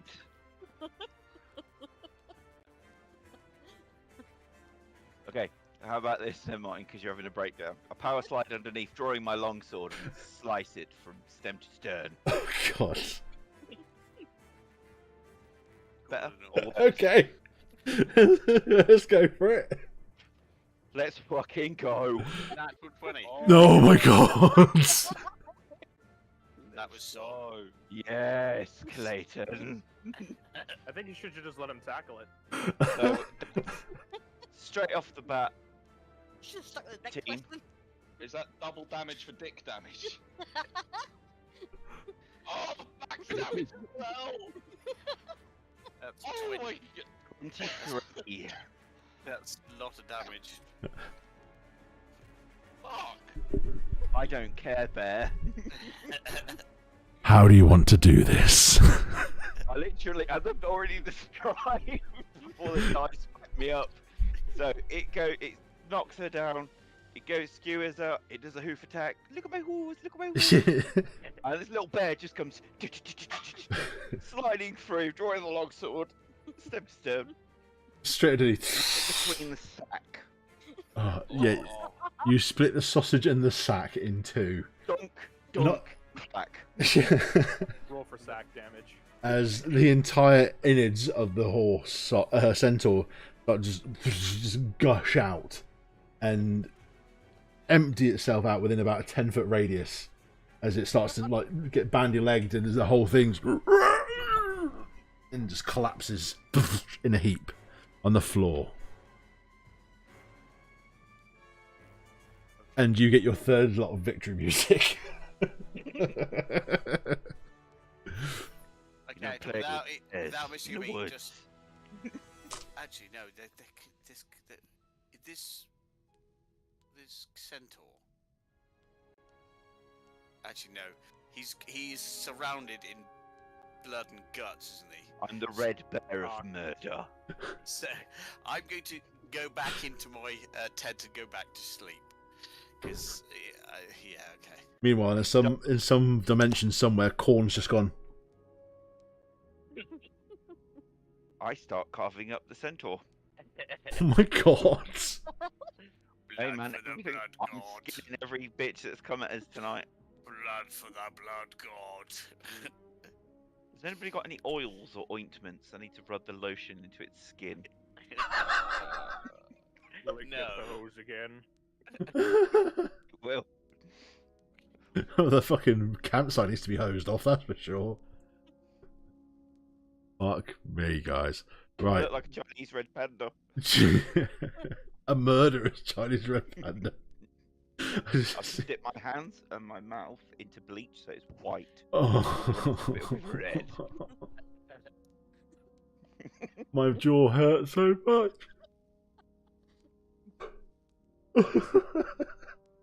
Ridiculous. And you all breathe a sigh of relief as the forest and the plains around you remain fucking silent. Nothing else wants to be known. Come at me. Are you not entertained? Screaming into the forest. The goblin skirmishers are like, nah, call it off. Nah. Actually, no, Screaming, mate, I've said it before. Theodore. I'm Right. Theodore and I kill the monsters in the night. Who's fucking next? Wow. You manage to go back to your rests, and the rest of the night goes on uneventful. Fuck that, I think we're all sleeping with one eye open. Yeah, the one eye's closed, but the other eye's on fucking Theodore. As he stands atop the corpse of the centaur, knives out. Come on, who's next? He's making breakfast. You're like fucking Arnie in the first Predator movie with the fucking torch. Just 10 feet beyond the campfire. Yeah. Icarus is like, Icarus is crawling up inside the centaur's eye. and I thought it smelled bad on the outside. Right. And morning comes pleasantly the next day. Tenderly, some would say. Tenderly, some would say. I don't know if any of this night was tender. No, the wolves is looking pretty good. The meat will be. Mm-hmm. Oh, the meat will be stringy as fuck. Did we get a long rest? then? And the next morning, the caravan leader is making his rounds, and he sees the horrendous massacre that you've left at the side of your camp. Oh God! Are your numbers all right? What happened? Yeah, fine. There's a bear drenched in blood. Yeah, I'm fine. Got a little cornate symbol scratched on his forehead. Blood for the blood god. What? Minor So what? troubles, if anything. It would be the Red Angel, actually, Matthew. Fair enough. Either way. Would you do any of you need any healing? Me? Yes, please. All right. You're offering. Yeah, and he produces a number of salves. You get a minor potion of healing. Reverend, you get a minor potion of healing. Anyone else who's injured? Yes, please. You get a minor potion of healing, and you get a minor potion of healing. Thanks, Thank you, Arthur. And Whoopi. if you need anything else during the day, just let us know. Bandages, salves, ointment, anything. Good Red wishes. Needle. My wife will come over. She'll sort you out. Mm, Bet you will. delicious. It's my wife you're talking about. Yes. They don't care. Not sure this is worth the 5 gold. No. Glad we're on the same fucking page. And after breakfast is done, his wife does come over and offers to sew up the punk holes. From No, thank you. I just require the needle and thread. Very well, and she hands it over to you. And she goes to leave and she turns and says, we're having a little funeral we set off for Jacob. Era's died in the war. That's nice. Feel free to. I'll pass. Don't know the guy, but thank you for the offer. Thank you for the offer. They might. Is there food? My Earth stands awake and they have drinks and snacks and stuff. What potion of healing did you say you gave us? A minor. Just a potion of healing. That's not a thing in D&D. How many? It's a potion. It's a basic potion of healing. So Yeah. Yeah. 4. D4. Plus some- Oh, 2d4 plus 2. Yeah, 2D4.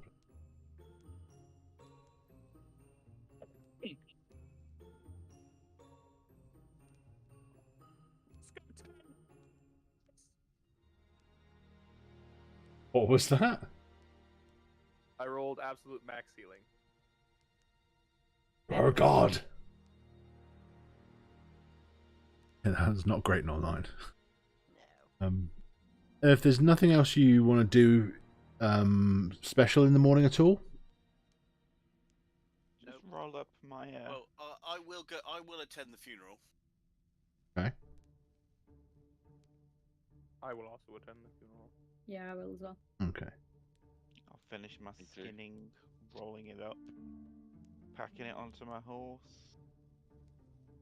Need several long vertebrae. Couple other pieces. He's making a fucking Batman suit. Some fucking No, wings. that would I be was gonna say he's making stupid. like an exoskeleton.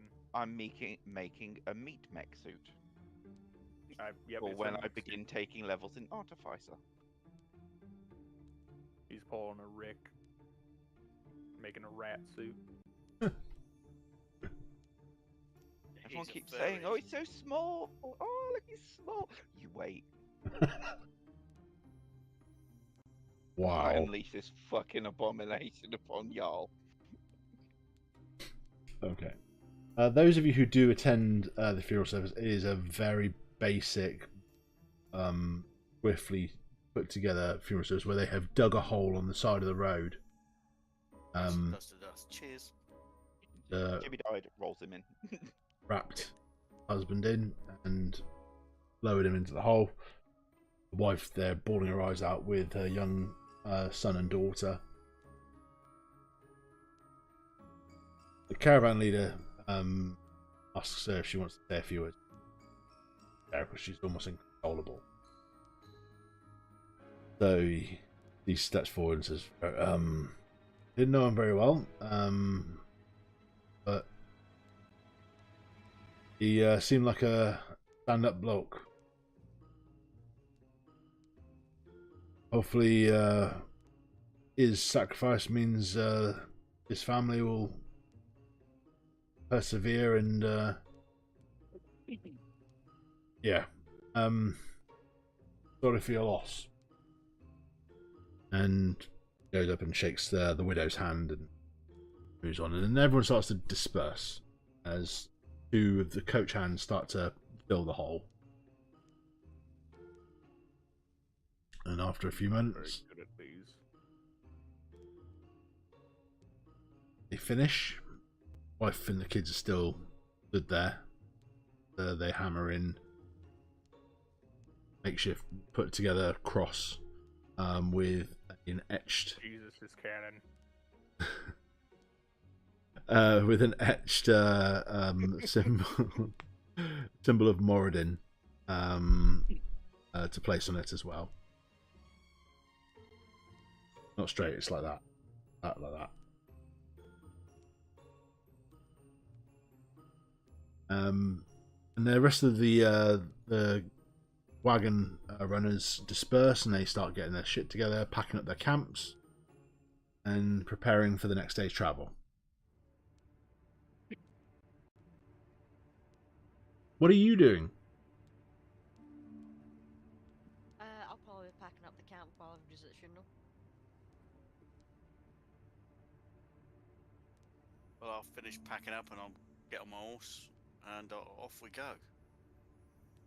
Everyone's the same. Yeah. You all set off again for another day's travel. I nearly said for the sake of then. For brevity's sake. There we go. We'll do it for brevity's sake. Drink. Drink.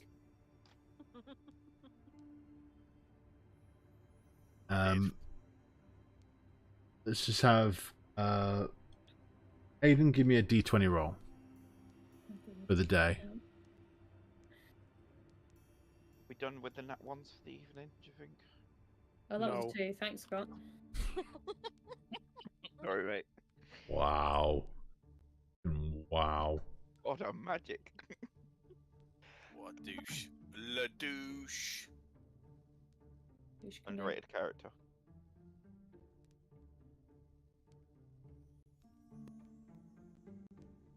See if I can actually control the weave by vibrations. Nat 20. That was close, 19. And then roll back. It's all bullshit. Just bullshit, man. Bullshit. Bullshit. Bullshit, man. Bullshit.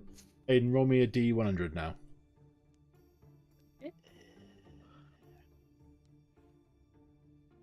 That is 65. So close. I was gonna say 4 points from greatness, man. Yeah, man. 65. The day is mainly uneventful. Good. You do see other wagons and horse packs going to and fro Merchant Road. You do see, as you're passing the northern, the road passing that runs parallel to the northern edge of Clarithil, which you can see off in the middle distance. You do see a group of women with a makeshift stall on the side of the road selling potion vials. They're drug runners. And they used to see like breads and cheeses.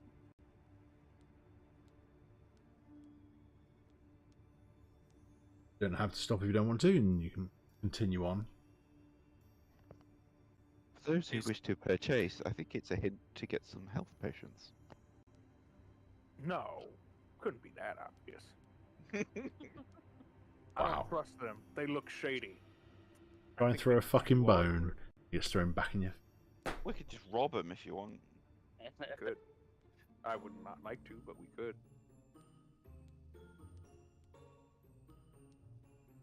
And I would like to interact with the ladies. you would like to interact with the ladies? You see, there's 3 human-looking women. Get closer. As you get closer, you do notice that one of them is quite pale skin with it's almost like a faint, like deep green to her hair, quite yellowing eyes. Obviously humanoid, but clearly not.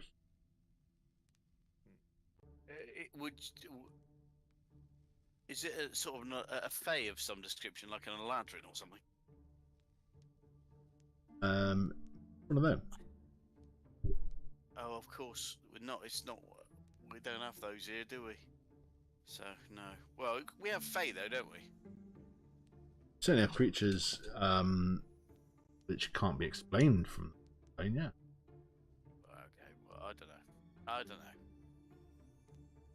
know. And the older of the women looks forward and she does a little curtsy and says, morning, sir, and how may I help you on this fine day? I would like to inspect your wares, please. Oh, please, sir, they have all sorts for you. Have everything from travel rations through to rejuvenative elixirs that we brew at home ourselves.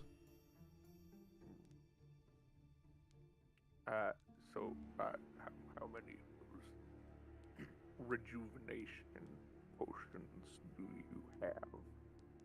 It all depends, sir. I mean, we have what's here in the stall, and we have some more down here. DM talk, how many would you like? 3. All of them. 3. How much are they? 50? 50. I'm guessing. I don't know. I don't know. He's the wrong person to have sent out to do this, guys. Well, actually, I was going to follow Matt actually because Okay. I've got a bit of cash, Yeah. but not that I was much. gonna go grab some potions. It depends on how much they are. Well, normally in the big cities, you'd be paying somewhere in the region of about 50 gold for one of the standardized potions of rejuvenation. But for you, sir, on this lovely, fine midsummer day, I will happily sell it to you for 25 gold. I walk right up to him. I put 25 down. I neck the potion. Do I heal? You do. Okay. You become a real Roll boy. 244. Roll 2d4 plus 2. Yep, stuff's good. It's not poison. Don't worry, chaps. We don't have to kill this one. 6 and 8. I will buy 2. And they immediately walk off. Okay. By 1, and I am completely broke now. I can't I don't- buy shit. Neither can I. Icarus, I didn't pay you for last night. Also, how's your stitching? Great. Good, good. I'll buy you a couple of potions if you help me out with some. I'm looking at everyone else. I'm looking at everyone else. Going like, you alright? Yes, I'll do that. Good.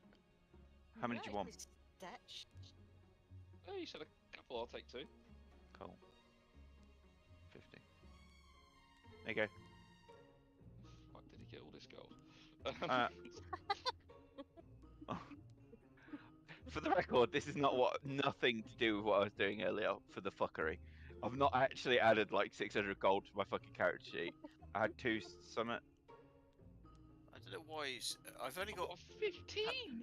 I got potions of greater healing, but not the normal healing. It's like a potion of healing. Potion of climbing, love. Potion of rejuvenation, wasn't it called? No, it's called I thought it was just. For the game test, it's a potion of healing, but she's just calling it a rejuvenation potion. Okay, it's the whole program. You got to stay for 6 weeks. Now, Sean, I'm gonna message you. We offer lunches. What Icarus will be helping me with, and the DM obviously because he can't need to say. Edited version. What?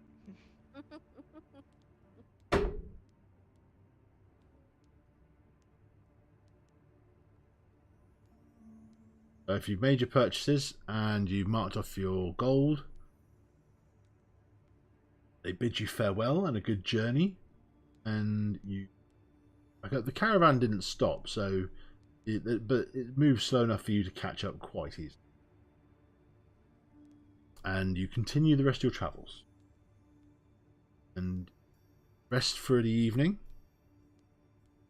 And from where you are now, after your second days of travel, on the horizon, you can start to make out, Garrick, you especially, be quite happy to see a very faint, distant outline of Dhar Kohldur and the mountain, and the start of the mountain range of the Great Scale Mountain. I'll sort of nudge 9. What was that in? I just like nudge 9 and like look happy. Monsieur DM, would you like this message to be sent? Yes, I want the message to send it Where to do me. you want it sent to? Backstory. I've got a bit of history of sewing, so I guess I can give it a go. Discord it. Uh, It was easiest. No, Nine will kind of look sad back at you.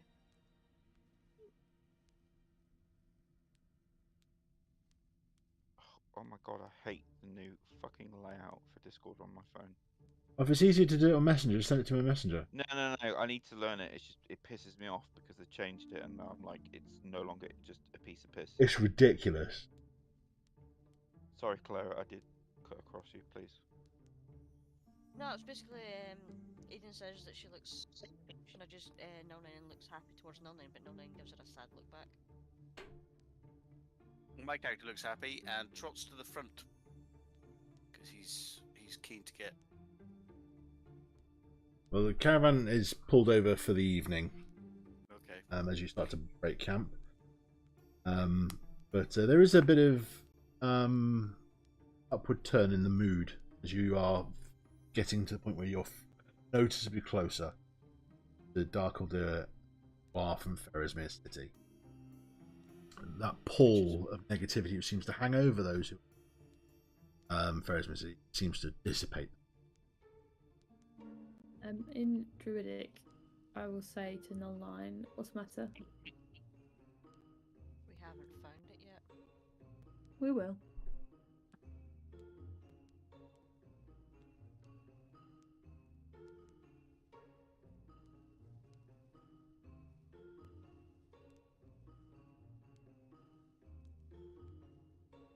They're scheming something. Yeah, we're really scheming how much is that teddy actually going to be worth on the market.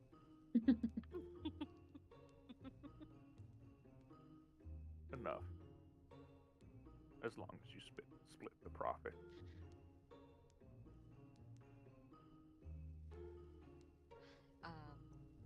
If this goes to anything by my other character, then no. Nope. Yeah, yeah. You're playing a different character, it's fine.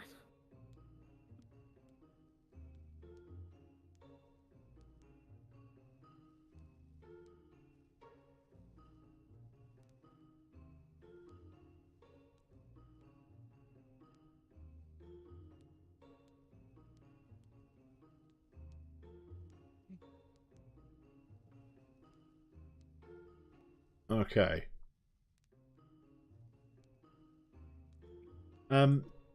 Is there anything anyone wants to do for the evening? Big watch.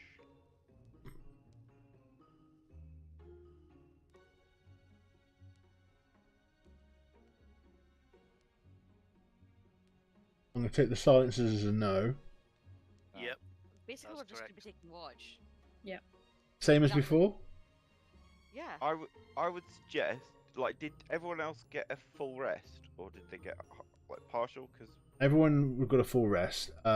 Those who were woken up for the centaur attack, that damage carries over to today.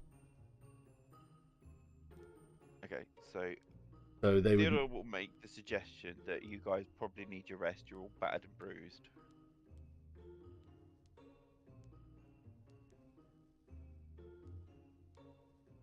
I'm taking a rest. Yeah. I'll take some of a rest, but I'm not going to take the full rest because it's not fair to leave you with all of the watches. Fine, that's what I do. I And will- after last night, I don't, I don't exactly want to leave you the full doing it yourself. Okay. I'll take a watch with him again. I don't It mind didn't taking the go watch with him. It's horribly more for the last fact night. Okay. Could have been worse. Yeah. So who wants to? I'll do it in 3 sections. So who's taking the first section with I'll take the Theodore? Because first- by default, Theodore's doing all 3. So you'll take it first. The middle watch. I will go. And is anyone else going to be awake for the third watch, or is everyone else going to get a full night's rest? I can, because I've not taken any damage, so I can help with the third watch. So, 09, let's have a d20 roll from you.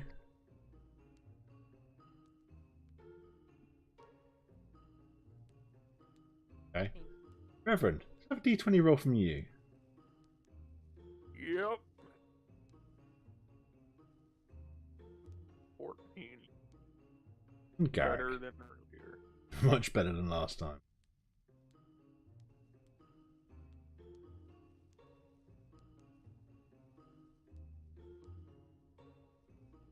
Garrick. Yeah. D20 roll, please. Oh right, for the last one. Sorry, I thought we were doing one at a time. Okay, well here we go. Well, yes. More combat. This is how we do it. I Can't think make level You can't make this shit up. She was my dirty, dirty peasant girl Uh, called Shirley. D100, please. Garrick. E100, please. Here we go. I would like to. Fuck. No, it's only 62. It was close to a good roll, but not quite.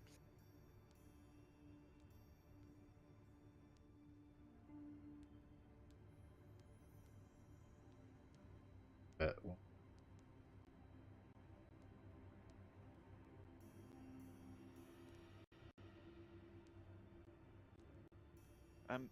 In the previous night, Mr. DM, did I get 4 hours uninterrupted at any point? you would have, yes. Okay, cool.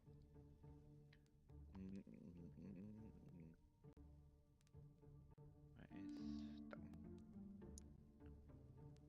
Boop.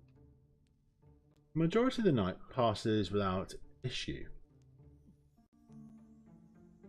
And not until you're coming towards the end of Theodore Garrick, and you're sat there and you're running through putting a stick through the dying flames of the. You can start to see the first light of day starts to reach over the low foothills east of you back towards Ferrusmere. Not until the sun crests one of the nearer foothills. Can you now roll me, please, 2d6 and 1d4?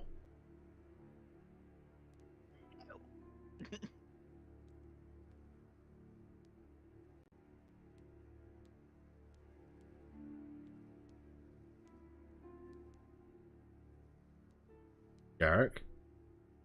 There you go. Yes. That's a damn good roll.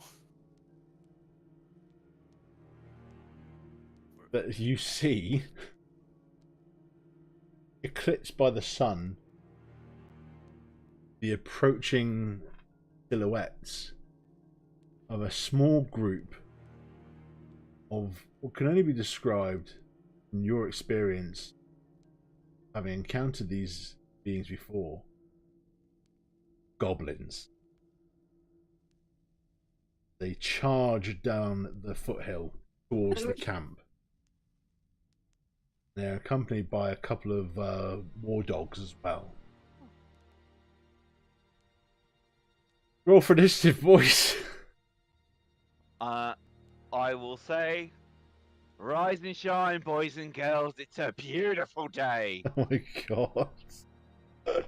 As I walk slowly towards the edge of our camp. I'll have my bow out. Everyone else will be roused before this, so everyone can roll Shiny and initiative. chrome. Witness me. Yeah. Okay, let's Saw do where it. that was going. I did see where that was going. Let's just hope it's not mediocre. Wait until I roll around in oil and charge them aflame. My god. Are you gonna look War bear. I say, are you gonna look like fucking like Freddy Fazbear if you burnt all the fur off? I mean, I'm kind of hoping that like I just end up like like build a bear version of I was gonna say Stavros, Kratos. Oh shit, it's Kratos. Right, so we got initiative from Theodore, Garrick. Aiden's is still spinning. Just thinking about it. 11. Raven. 22. Right, so Nine looks like she's going first. But first of all, Gobbos, where are you going? Icarus, we need music. I just realised Icarus ain't rolled. No, is Icarus still awake? I don't know. I wasn't. Oh, No, I because there's will- only no. Oh, I was gonna say. Did the zoning thing. Hmm. Mm. What the fuck's going on with my character sheet? I've only got half my character sheet. 1 second. Refresh, Just bitch. do it on there. Refresh. This combat requires maximum intensity from Pocket Bard. Question for the GM. I might have an answer at this point. I don't know. Well, that's understandable. But Thursday. Do we have all of our hit points back? You would have had an uninterrupted 8 hours. Yes, you would have all your hit points. Long rest for all. And spell slots as well. That's intuitive with long rest. Ugh.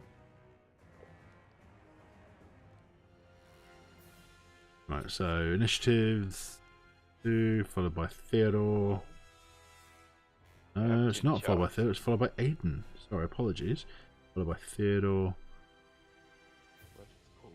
Followed by... 19. Oh shit, right, it's fucking me up now. You're welcome. There goes 09, Icarus, Aiden, Theodore. And then Oevrand. You And can get more distance on your repelling blast if it's a small character.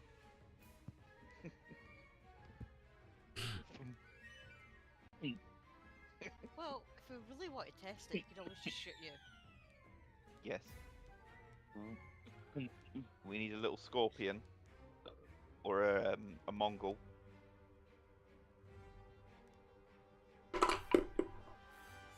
there is a lot of panic from the rest of the Goblins, agreed. convoy as you see people literally like diving under wagons to try and hide. You see some of the wagon riders like pulling out pikes and crossbows and bows as the goblins are charging down into the convoy. 09, you're up first. What yous Okay. doing? Bonus action, Hunter's Mark on a goblin. Okay. How far away are these goblins? They're roughly around about 50 to 60 feet, maybe. Okay. The one I've Hunter's marked, I'm just gonna shoot then. Go for it.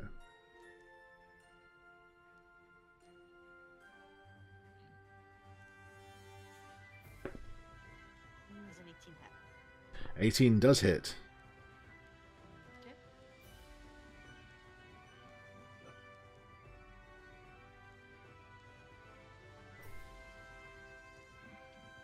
So that is 12 altogether.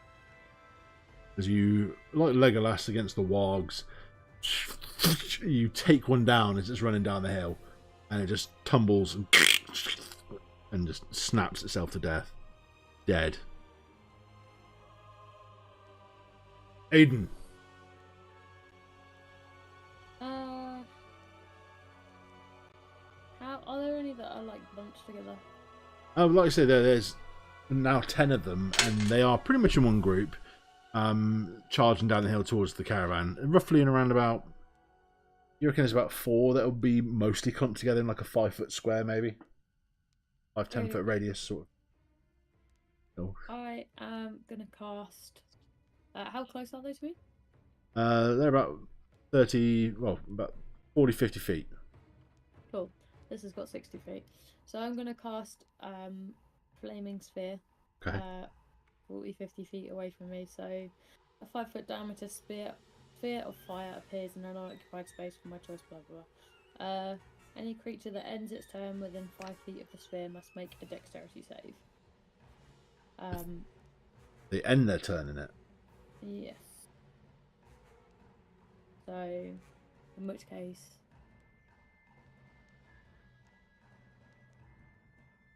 yeah, I'll probably move it a bit closer to us so that then, as they're running down the hill, hopefully some of them will finish like their movement in range of it. Okay.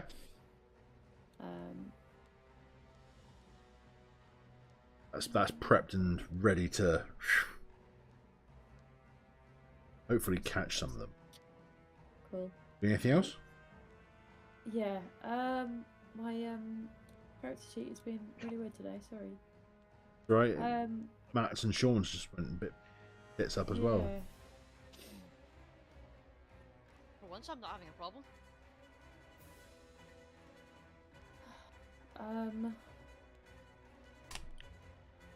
Who's that's thrown? I'll draw my scimitar. and use my bonus action to summon my spirit. Okay. No, I apologise. I've gone complete out of turn here. Icarus, you should have gone before Aiden. What are you doing? How many goblins are there? There's now 10.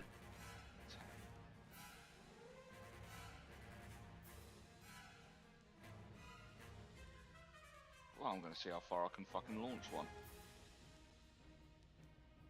17. 17 will hit. 14 damage. You can push a corpse as far as you really want to be fair. As that is double the damage needed to kill it. Oh, good. Beautiful.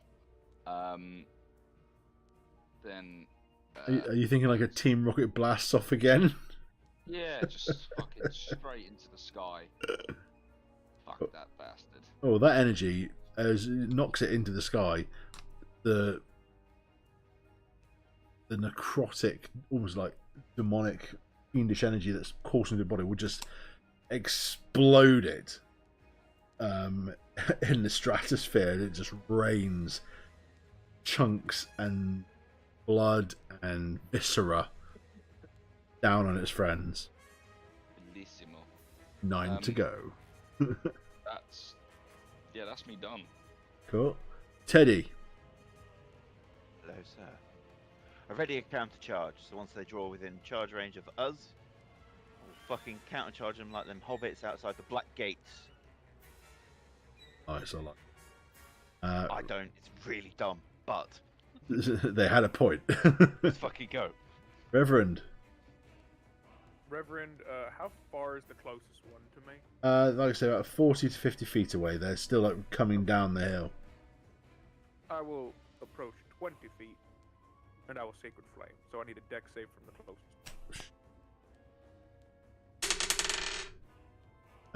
10. 10 is a fail. Give me your damage. Flame 1d8. 6. 6. 6. Boom, boom, boom. One of them does catch fire and literally drops and rolls down the hill, trying to put himself out, as he is not looking good. No, seriously, like edge of death. Ain't no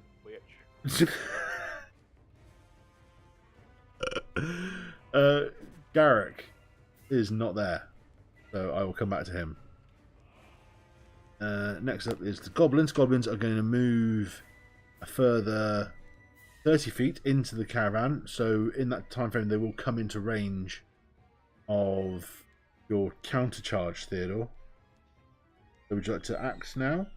Yes. Now I must bleed them. Theodore goes loping off towards 14 hit. 14 does not hit. Okay. The rusty, jagged, unsharpened glaive blocks your sword. Goblin's like snarling and sneering over you. Perfect. I've got them right where I want them. I'm back. Right, before Back. I'm Scott. it's your turn, Garrick. I will. Right, are any of them engaged? Well, the 2 dragons that showed up are currently eating some of the goblins. About to get married, so I was going to say, I think a couple of them aren't that part of their relationship. Probably dating or just having rando sex, but... Okay. Yeah, I've been a bit naughty. Nothing like a bad dragon. So what would you like to do? Discord.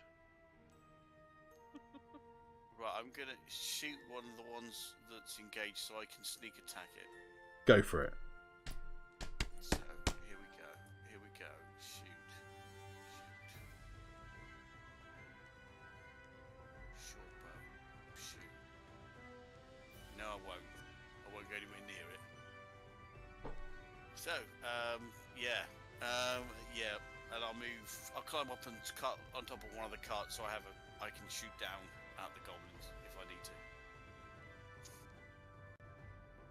And that'll be my turn. All right. Lovely. So then it's the goblins. So the one on you, Theodore. It's a natural 20. Fine.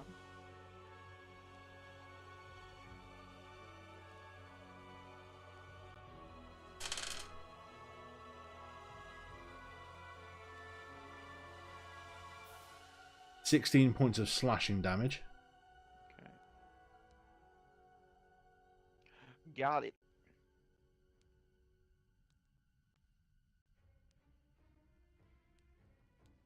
This is also going to have a go at you as well. Not with a 7. Garrick's made himself a nice target on top of the wagon. I'm out of breath. What's your AC? 50. Okay.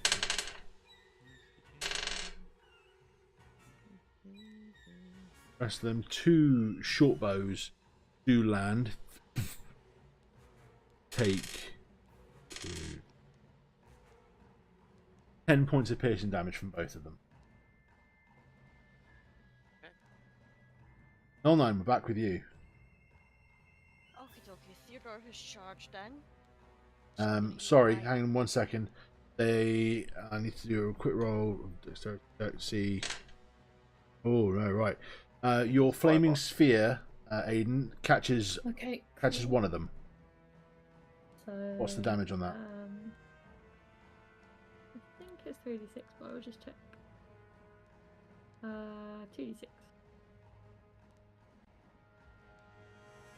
So 6 fire damage. Lovely.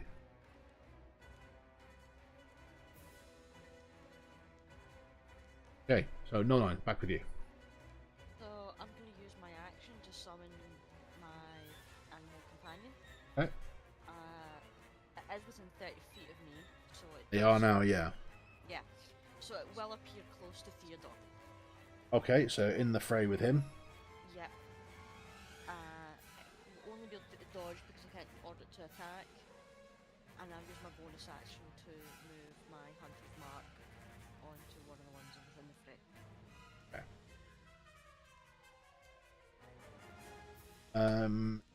Icarus. Oh no. Guess what I'm gonna do? I've Next got a nearest one. sneaking suspicion, matey. Next nearest one, I'm just gonna 8. It looks cool. What I'm gonna do this turn is use Bardic Inspiration on Aiden, because if I remember you're next, so take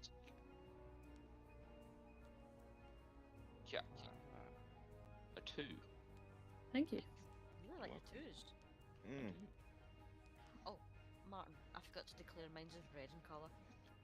That's fine. That's me done. So yours is a what? It's red in colour. What is? My companion. Okay. I have to declare what colour it is for the element. Okay, gotcha. Aiden, you're up. Oh, okay.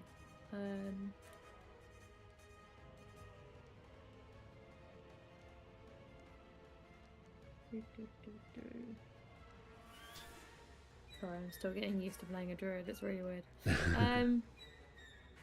Slot management. Woo. Okay, so I'm gonna cast Fairy Fire. So each object in a 20-foot cube within range is outlined in blue, green, or violet. Oh, my choice. So we'll go with violet. They have to Any roll to save creature- against it. Yeah, any creature is outlined if they fail a dex save. Not the greatest thing they're known for. So that's going to catch the majority of them at the left. So fail, pass, fail, and a fail. So 2 of them got hit with fairy fire. I mean, Oh, you sorry, said all fail no, at least sorry, 4 all. times. No, I got that wrong. Right, you're right. So all but 2 got hit by fairy fire. Fuck Got off. it. So those all any attack roll against those who failed has advantage. Okay. And that lasts this concentration up to a minute. So we've got 6 rounds of that. 10 rounds. Yep. And then I will use my bonus action to command my wildfire spirit to attack. Okay. I'll just check the thing. Yes, it's got a 60-foot range. So it shares my initiative, but goes straight after me. So it will go now. You go for one of the ones with fairy fire or one of the ones without? We'll go for whichever is closest. Okay. Great. That'd be one with. Right. So it's a d20 plus 5, so 13 to hit. 13. It does not hit. Okay, that's us then. Thank you. Fairy fire will give you advantage. Oh yeah, right. Oh. Well, Shit! no. I should have said nothing. Yeah, you shouldn't have said anything. Oh, well, that's a natural one, so yeah, no. Oh. Alright. Theodore, you're up. Swinging my sword, swinging my sword. Do you like my sword? Missing with my sword, missing with my sword. Eesh. Would have thought the group brought low by a Unless gang any of immediately goblins. around me happen to have fairy fire, in which case do I have fairy fire? Well, you also get advantage because you are being flanked with an ally. L9's dragon spirit thing. 21? That'll hit. Let's play Whack-A-Goblin and roll poor damage. Reaction from the dragon spirit, and infuse his strike with fire damage, giving an extra 1d6. The things that he's fucking terrified of. Plus 4, so 10. Hey, they're dead. But he's terrified of fire. Goblins. Fire. Good to know. Okay. Next up, Reverend.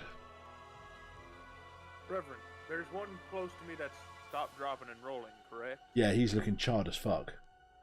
Hunt it back up there. Yeah, I'm a golf swing him with the mace. Run up and golf swing. Give us a roll to hit. Absolutely. That is a 19. That'll do it. That'll be a d6 plus 3. 5 points of bludgeoning damage. 5. He stops on rolls. He's put himself out, and as he lifts his head up, just meets the mace. Crack, and you take the head clean off. Good. Garrick. Wunderbar. Well, the one of the ones that's on fairy fire, because I've got advantage, I can sneak attack the shit out of him. Could do if you hit. Well, that's why I'm going for advantage, you naughty boy. Advantage. Called you naughty. Naughty. Does 14 hit? 14 does not hit. Okay, well then I'm going to climb down off the wagon so I don't get shot again. Okay. Next up is them, and one on Theodore Alright. is 17 to hit. Yes, sir. 5 points of piercing or It's slashing. the way I don't have anything special against it. So. Cool. Got it. Second one on you misses, and Would they not get advantage because they've got that's a two good shout. Roll again for him. fair. That is either a 3 or a natural 1. So, Ooh. yeah, not good. Gonna be.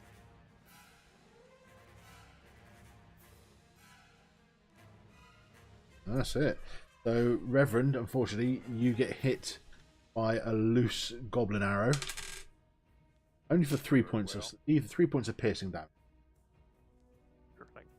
Nicks you. And next we're back up at the top with 09. Okay. I'm going to take my bonus action to declare my spirit will attack next on his turn. And for my action, I'm going to... Is my hunter's mark on... Live one. I'm going to assume it's a live one, but is it one with fairy fire on it?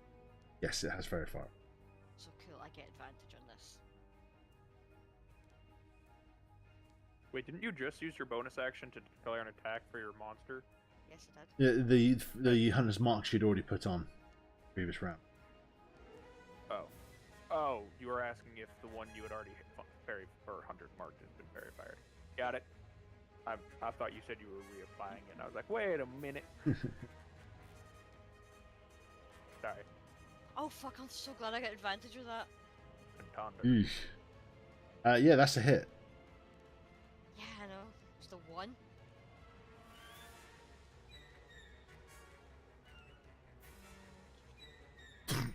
You sink an arrow straight through it. Chokes out on its own side before. Icarus. Nope, my spirit. I'm sorry, Icarus. 1 second, buddy. Just be charging. Kael. That's 5 to hit. Well, for you, it'd be more like Mordaram, Shodaram, Kalima, Shakti Day. 15 to hit. 15 just hits. So it's going to do 26 plus 2. 3 damage. Eesh. Okay. I think Icarus is more Gallic cannon. I would think so. Or double Sunday. Okay, that's all for me. Icarus. Ah, Or surprise. Igjita. 10.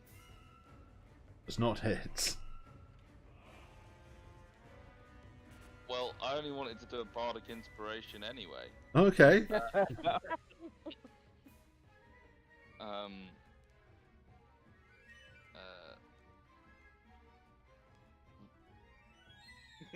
You can put. Reverend, Reverend gets a bardic inspiration. you get bardic inspiration because I couldn't remember. I couldn't remember the. Dude's Have a name. 1. Have a 1. Woo! Amazing. This is why we play D&D. These high stakes man. moments. Oh mate. Aiden, Yo. what you doing? Oh my god. How many of them are left? There's 5 left. One's looking pretty shitty. How close are they to us now? Hey, you can't say that to the teddy bear. There are 3 which seem to be just taking up positions to shoot with bows and arrows. 2 of them are engaged with Theodore, and one of them is trying to break away through the caravan to attack some civilians. Bubble. Okay. I am going to cast Scorching Ray at the one who is trying to make his way through camp. Okay, roll to hit. How many mana points are you pumping into this? I have not really adjusted to that, so I'm casting a second level spell. So is it Scorching Ray first level? 3. Scorching Ray second. Second. There's, 2 mana points. So I've got 3 rays of fire, so I roll for each of them. Yes. So, are any of them fairy fired? 2 of them will be, yes. Oh no, I'm firing them all at the same guy. Is he fairy fired? Oh, right. He is. Yes, he is. Okay, cool. So we've got 1. I don't know if that works because it's not.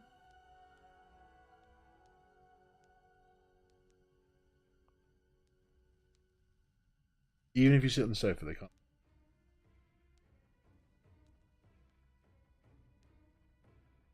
But we still know it's the White Tower. On the sofa. We No, you're Green towel. You're not that good, Scott. Right, so What I'm the sorry. Why the? Was that what? Yeah, I don't know what happened there. It rolled 2d20 instead of doing an advantage. So, I mean, they're both 20s. yeah, exactly. So I'll take a natural 20 for the first one, plus 5, so for 25. The second one is 17. This And the poor third fucking ray goblin. is 20. Non-natural 20. 3d6 Okay. is 12, 18. That's all three hit. They all fit. So I'm not sure they'll all fit, but they all hit. hit. Sorry. So are we taking max damage and then rolling still, or is that? Yeah. So you've got 20 points of damage there for the natural 20.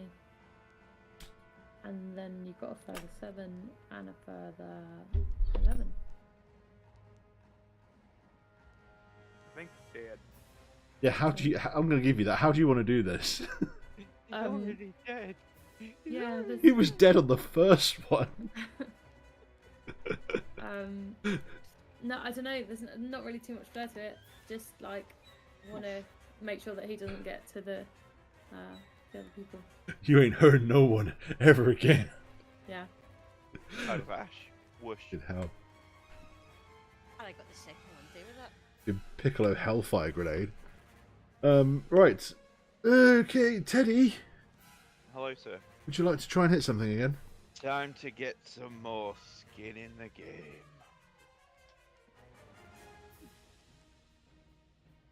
It's 23. That'll hit. That'll do, Ted. That'll do. Add an extra d6. Is oh yes, of course. Is 11 enough? Is he dead on 11? He is sir? deader than dead. Squitch. Cool. I need to invest into cleave. Reverend, Reverend, there is is there anything within? I don't want to walk into the fairy fire. there is. Oh, Hang on a second. No. Press the.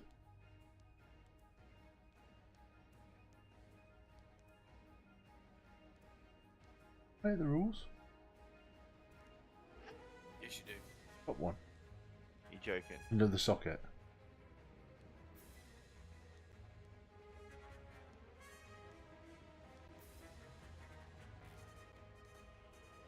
Hang on a second. I'll be right back, guys. you're good.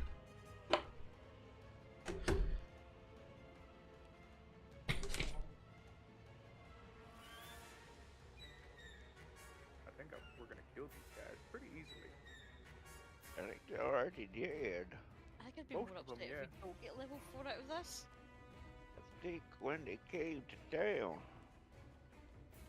they were already dead. My wife's struggling to figure out how the soundbar works. There's no sound. Right. That's how you get to sleep on the couch. Keep speaking like that. That's how you get given the bird, which I just was. Gracefully so. The no-look bird over the shucking shoulder as well. Okay. There's one more that's in combat with Theodore and the little red dragon flying thing. And there's another 3 which are about 15 feet beyond him, firing with bows and arrows. I will. Don't want to get too close to him. I will sacred flame one of the arrows. Yeah? The archers. Dex save 14, please. Shit. Ooh, no, fail. Fail. Alright, that's gonna be a D8. Another 6 points of radiant damage. Yep, you've definitely done some damage with that. Not dead though. Oh, But that he's was my turn though. Garrick.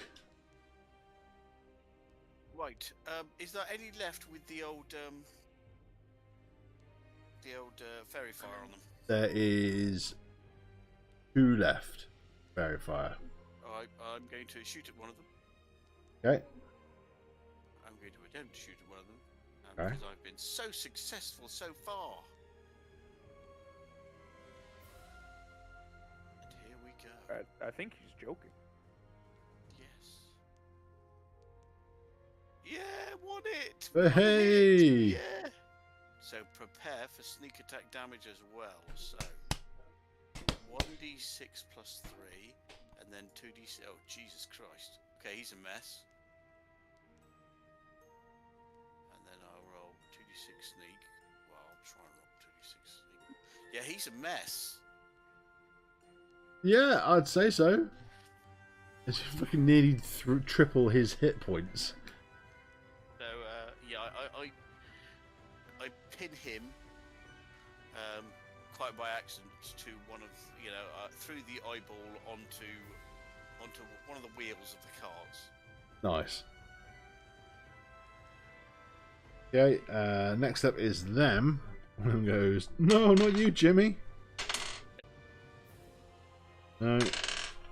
Mate goes, no, again. And third one goes, no, fuck this shit. And the one on... Yeah. I'm out. And the one on Teddy goes, no, I'm not doing this either. Nonline, back with you. One of the ones, the archer ones, I'm going to take a pot shot at them. Okay. For a 22. I'll hit. For 11 damage. You jam the arrow straight through its throat. Starts coughing out black ichor. It drops to its knees, suffocating in its own blood. Dies.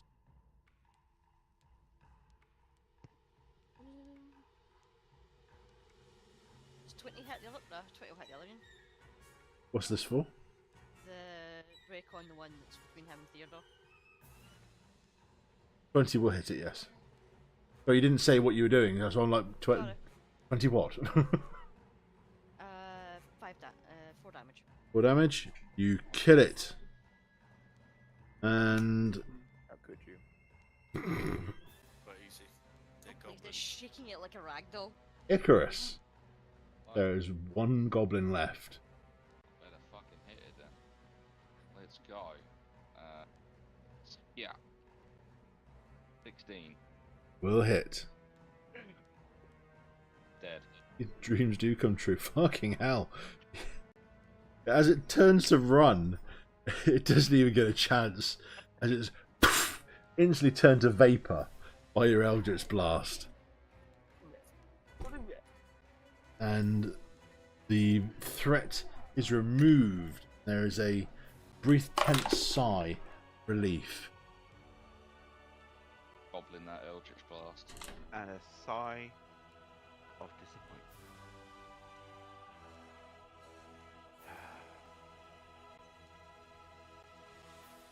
Everyone starts pooping themselves. You do get a lot of thanks given to you for defending the camp so well. As you are all packing things up, ready to crack on with the day, the 2 small children, widow, over with a hamper basket. Offer it up to you.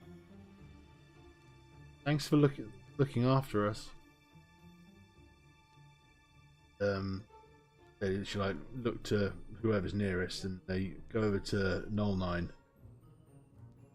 Like offer it up to you. Okay. I'll say you're welcome.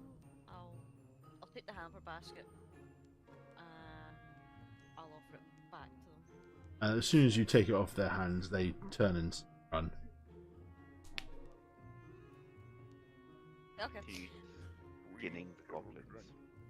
Skinning goblins. In that case, I'm just gonna hand the hamper basket over to Aiden. Thanks. She will like go away and put it on the cart. Roll me a d6, Theodore. No.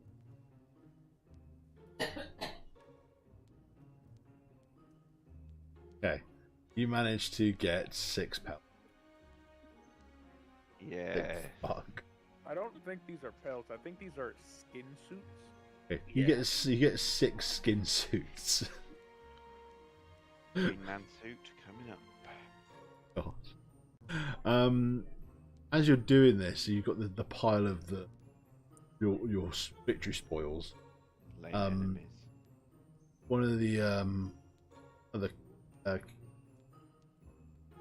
wagon runners, a human, up and kneels down and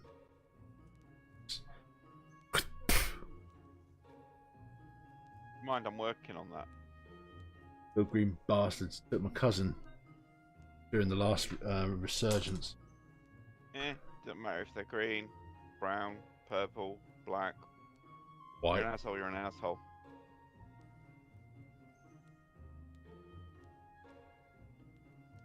Tries to say, thought they had a cushy job down at Fort Garrett. Keeping a border closed shouldn't be a hard job, but Cool. Did you need something? I just think it's weird to see goblins this far west, far east. Cool.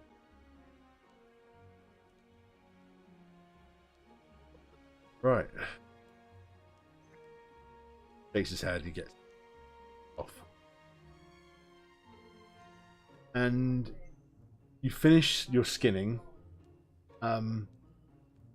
It's a horrendous mess, and Dwarven camp leader suggests you dig a hole and you bury the remains.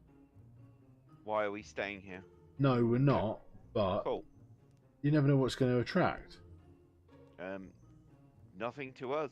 In fact, ideally, away from us. Because at night, as we've been attacked every single evening, what will happen is they will sense this and come in this direction rather than towards our camp yet again.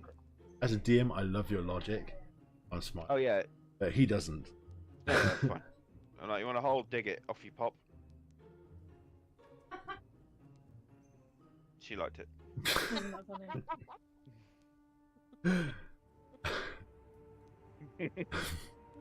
Way to break my fucking concentration, Scott. Fails can't save. Wisdom say. The day travel, you can tell the caravan master wants to get away from this area. Put as much distance as you can between caravan and skinned pile of goblins. Left out. Oh, the skinned pile of goblins is coming with us. I'm sorry, what? Oh no, we're taking the skin, not the pile of goblins. You're right. Otherwise, this caravan might have a split down the middle of it somewhere. And you make a decent amount of travel for the third day out, to the point where you're roughly, by the time you come towards the end of the day and you cannot push the horses any further, the wagons can't. You're roughly about half a day's travel from the ruins side, western banks of Ibberath, which is also essentially about a further day's travel from Dhar Kohldur itself. And the activity on the roads this close to Dhar Kohldur become a lot more active. So travel has not been as dangerous. Open road. And as you're settling down for the evenings, the cavern master comes over to your group. There's he gives the bear the side eye for a minute and is like, So Theodore's just sat chilling, stitching. it's the what you're stitching he's got issues with more than anything else. I don't know. I'm working with some sort of green leathers.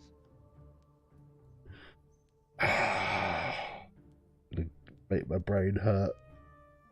And he puts down a steel pot, like lidded pot, which is steaming.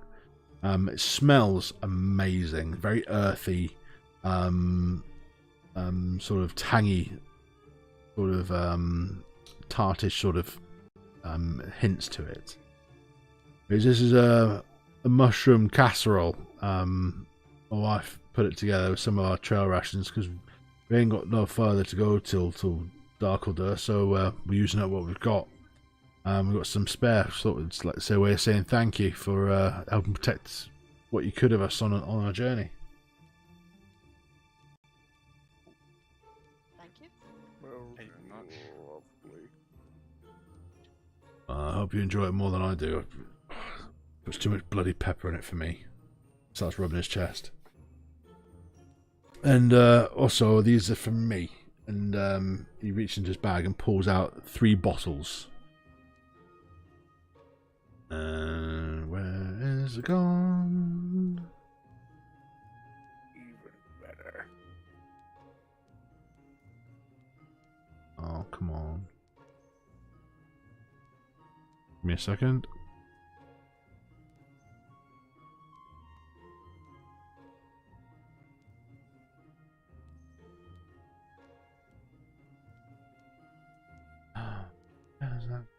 Why has that disappeared?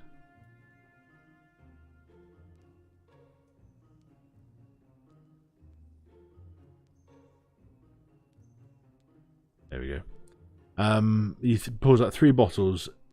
Garrick, instantly, you recognise the label on the bottles as Stonewall Stout, which is one of, if not the most favoured beer and sought after beer brewed in Dhar Kohldur, and has been for generations. Okay. It was, and these are from me, from my personal supply. He puts them down and says, "Right, I'll leave you to it." Already edging towards the beer. And he leaves your campfire. I'll cast alarm for the evening. I'll grab a beer. Okay. It's warm. The bottle is warm to the touch. It's corked with a metal wire frame around it. Okay. And you remove it, and you take in that first deep breath as you hold it under your nostrils, and you just get that nice, like, full body flavouring of that, like, dark malt beer. You have that first glug, and it's just the strength of it is because it is a dwarven brew. It is potent, but it's surprisingly soothing with it. It's a strength that just sneaks up on you, much like a rogue. You don't expect it until the knife is deep in your back. And you just are just filled with memories of the first time you had this beer, and a lot of the good times you've had, and things you've missed about being in Dhar Kohldur. Okay, well, I'm not going to be a complete bastard. I will leave 2 of the other 2 bottles for other people to drink. But I will say to people, do have some of this because it's bloody great. And, yeah. Bloody great, bloody smashing.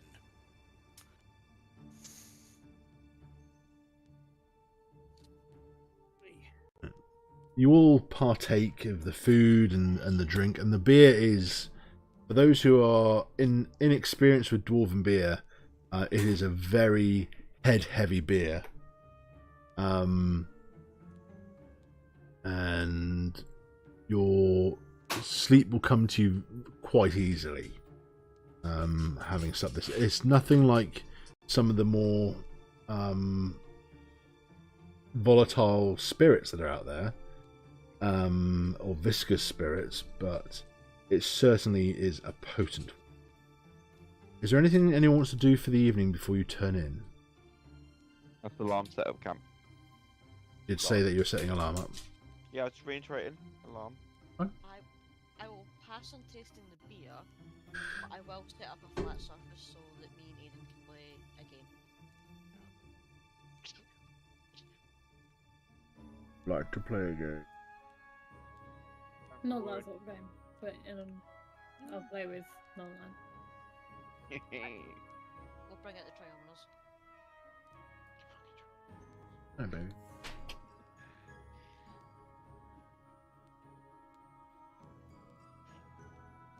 Love you, baby. Love you too. Shut up, Sean. Sean loves you too. Love you. And so does Matto. Hey, what are you saying, guys? They're all lying. They don't love anyone. Okay. No, not after the last time. Goddamn fucking right. It's the last time I have you stay at my house, Sean. Oh. And so you, what game are you playing? Triumphs. Set the triumphs. I'm hearing trail numbers. What are you saying? Ominoes. Triominoes. The trigonomics. Text specs. I'll have some of that. You set up the triominoes and you whittle away the evening hours playing games and general chit chat around the fire. I mean, it's up to you if you want to interact and pass the time. Whatever you want to do. If not, you can move on to settling down for the. Let's have a quick D20 from Nolnine and a D20 from Aiden.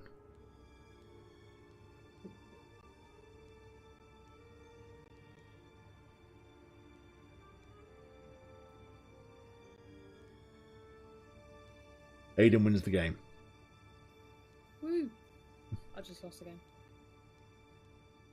No. How could you? It's the rules.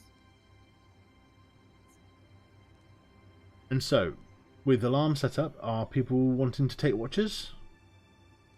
I'm I don't ninja, so sleep, so no. I'll do my usual.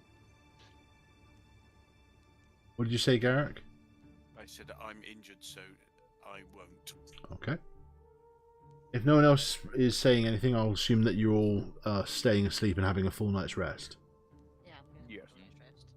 Yeah, I mean, I don't sleep anyway, so I'll just stay up as usual. Okay. Theodore, roll me a d20. No. Come on, break the curse. This has been one cursed fucking trip. Alright, I want a 1. Didn't get one. Roll me a d100, please.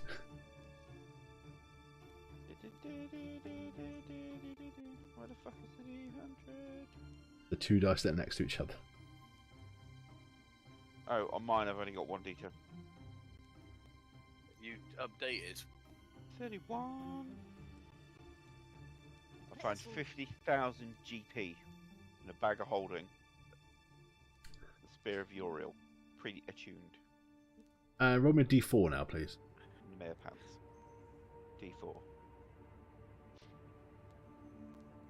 4. As you get to about 2 o'clock in the morning, half 2, the rest of the camp is deathly silent. Their fires mere keeping warm.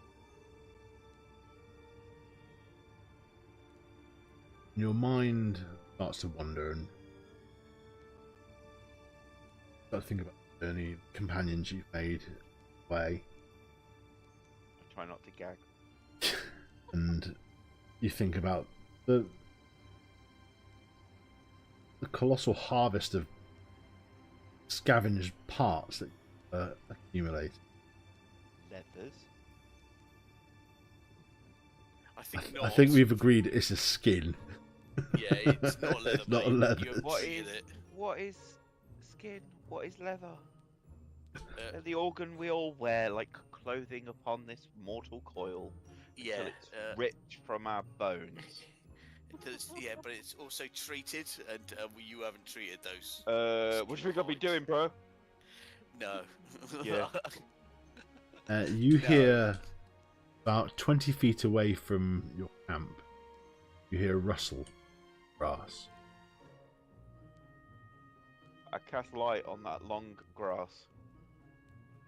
Okay, you cast light on the long grass, and a very startled grouping of 4 boars dart out of it, squealing like mad, and they run away. Quite disappointedly so. Could have had bacon for breakfast. And then he just looks at the dwarf. You hear a voice from behind you. Oh yes, that fat pig would have certainly eaten all of it.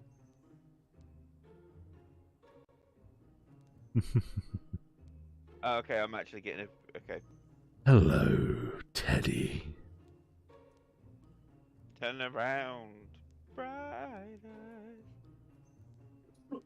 Did we decide do you have dark vision? No. You don't see anything apart from the darkness behind you. Is it really growing on me? No, but it's going to tell you to get your hands off of his woman.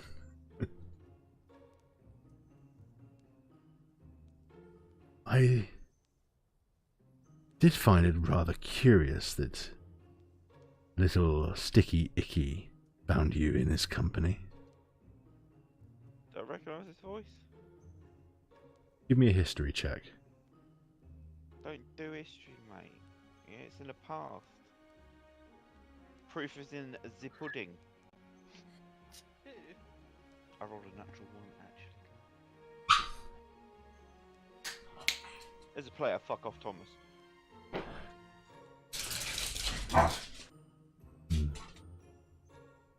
From that blank stare, I'm guessing that, or I can assume that you have no inkling as to who you're talking to. But that and the fact that it's dark, you twat. I can't even see you. Step closer to the fire. Oh, but in a world, that would be nice. But no, I find the dark much more suited. I'll be looking forward to seeing this proceed with great interest. This little pairing. Okay, cool. But you're not even here, so you're just a voice in the dark. Like most things that frighten other people, it's generally down to imagination. Because otherwise you would have triggered my magic spell. So, say what you got to say, make your little promises, make your little grandiose speech, and fuck off.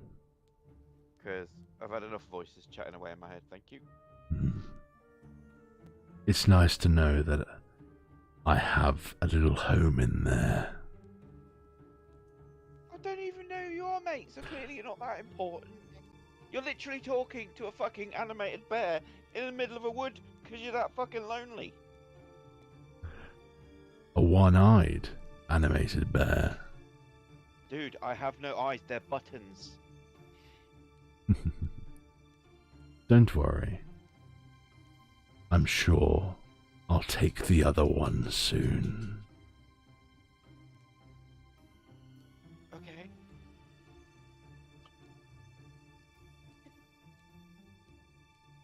Such a twat.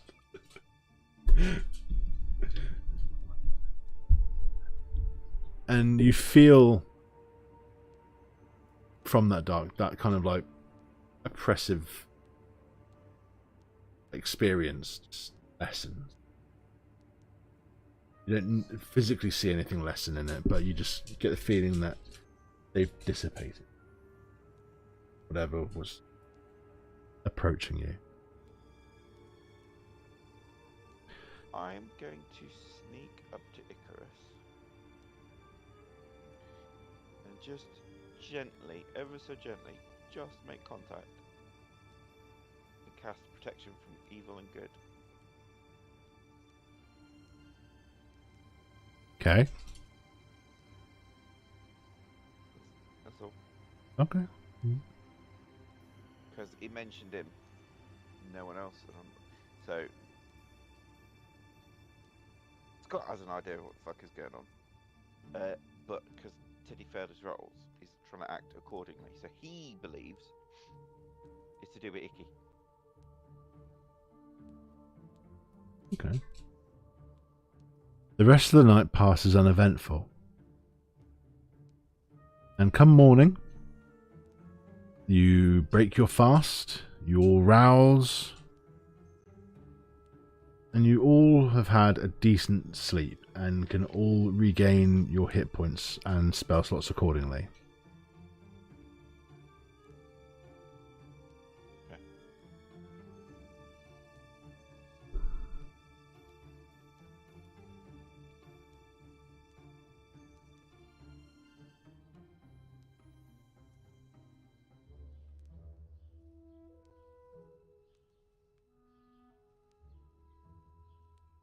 And the dawn is broken beautifully, and you can see quite clearly the steeped, multi-tiered city of Dhar Kohldur, hewn straight into the mountain at the southeastern facing of the Drake Scale Mountains. Again, about majority of a day's ride.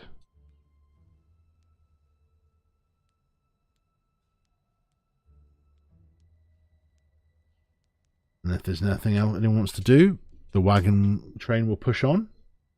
Yep. And on the evening, as the day starts to roll down, the wagon pushes through, and it is like true evenings, like nighttime, as the wagons roll in behind the safety of the great city gates of Dhar Kohldur. And you are offered stabling. The wagon master offers to pay for your stabling for a week's stay at most, as a way of saying thanks for protecting the camp goers. I'll take that. Yeah, might as well. And I wish you good luck on whatever direction your journeys take now. And from what I heard from some of the other camp goers, I look forward to hearing what you have to produce for us in a few days' time, Icarus. Yeah. Can't wait. I look forward to performing for you all. Yeah. You'll be a right laugh. That's what the missus says anyway. As long as you play Stick It Up Your Sheep Herder, that's all I care about. It's a good song. I'll make sure to add it to the set list. There we go. Right, I need to go get these wagons delivered. Enjoy the city. Take care. And he gives you all a deep bow. And he turns on his hoofs and waddles off. And you are in the city of Dhar Kohldur. You have made it. The journey was an arduous one, treacherous, dangerous at points, but you have finally made it. And that is where we shall leave it for tonight. Well done. And you can all level up to level 4. Making it to Dhar Kohldur.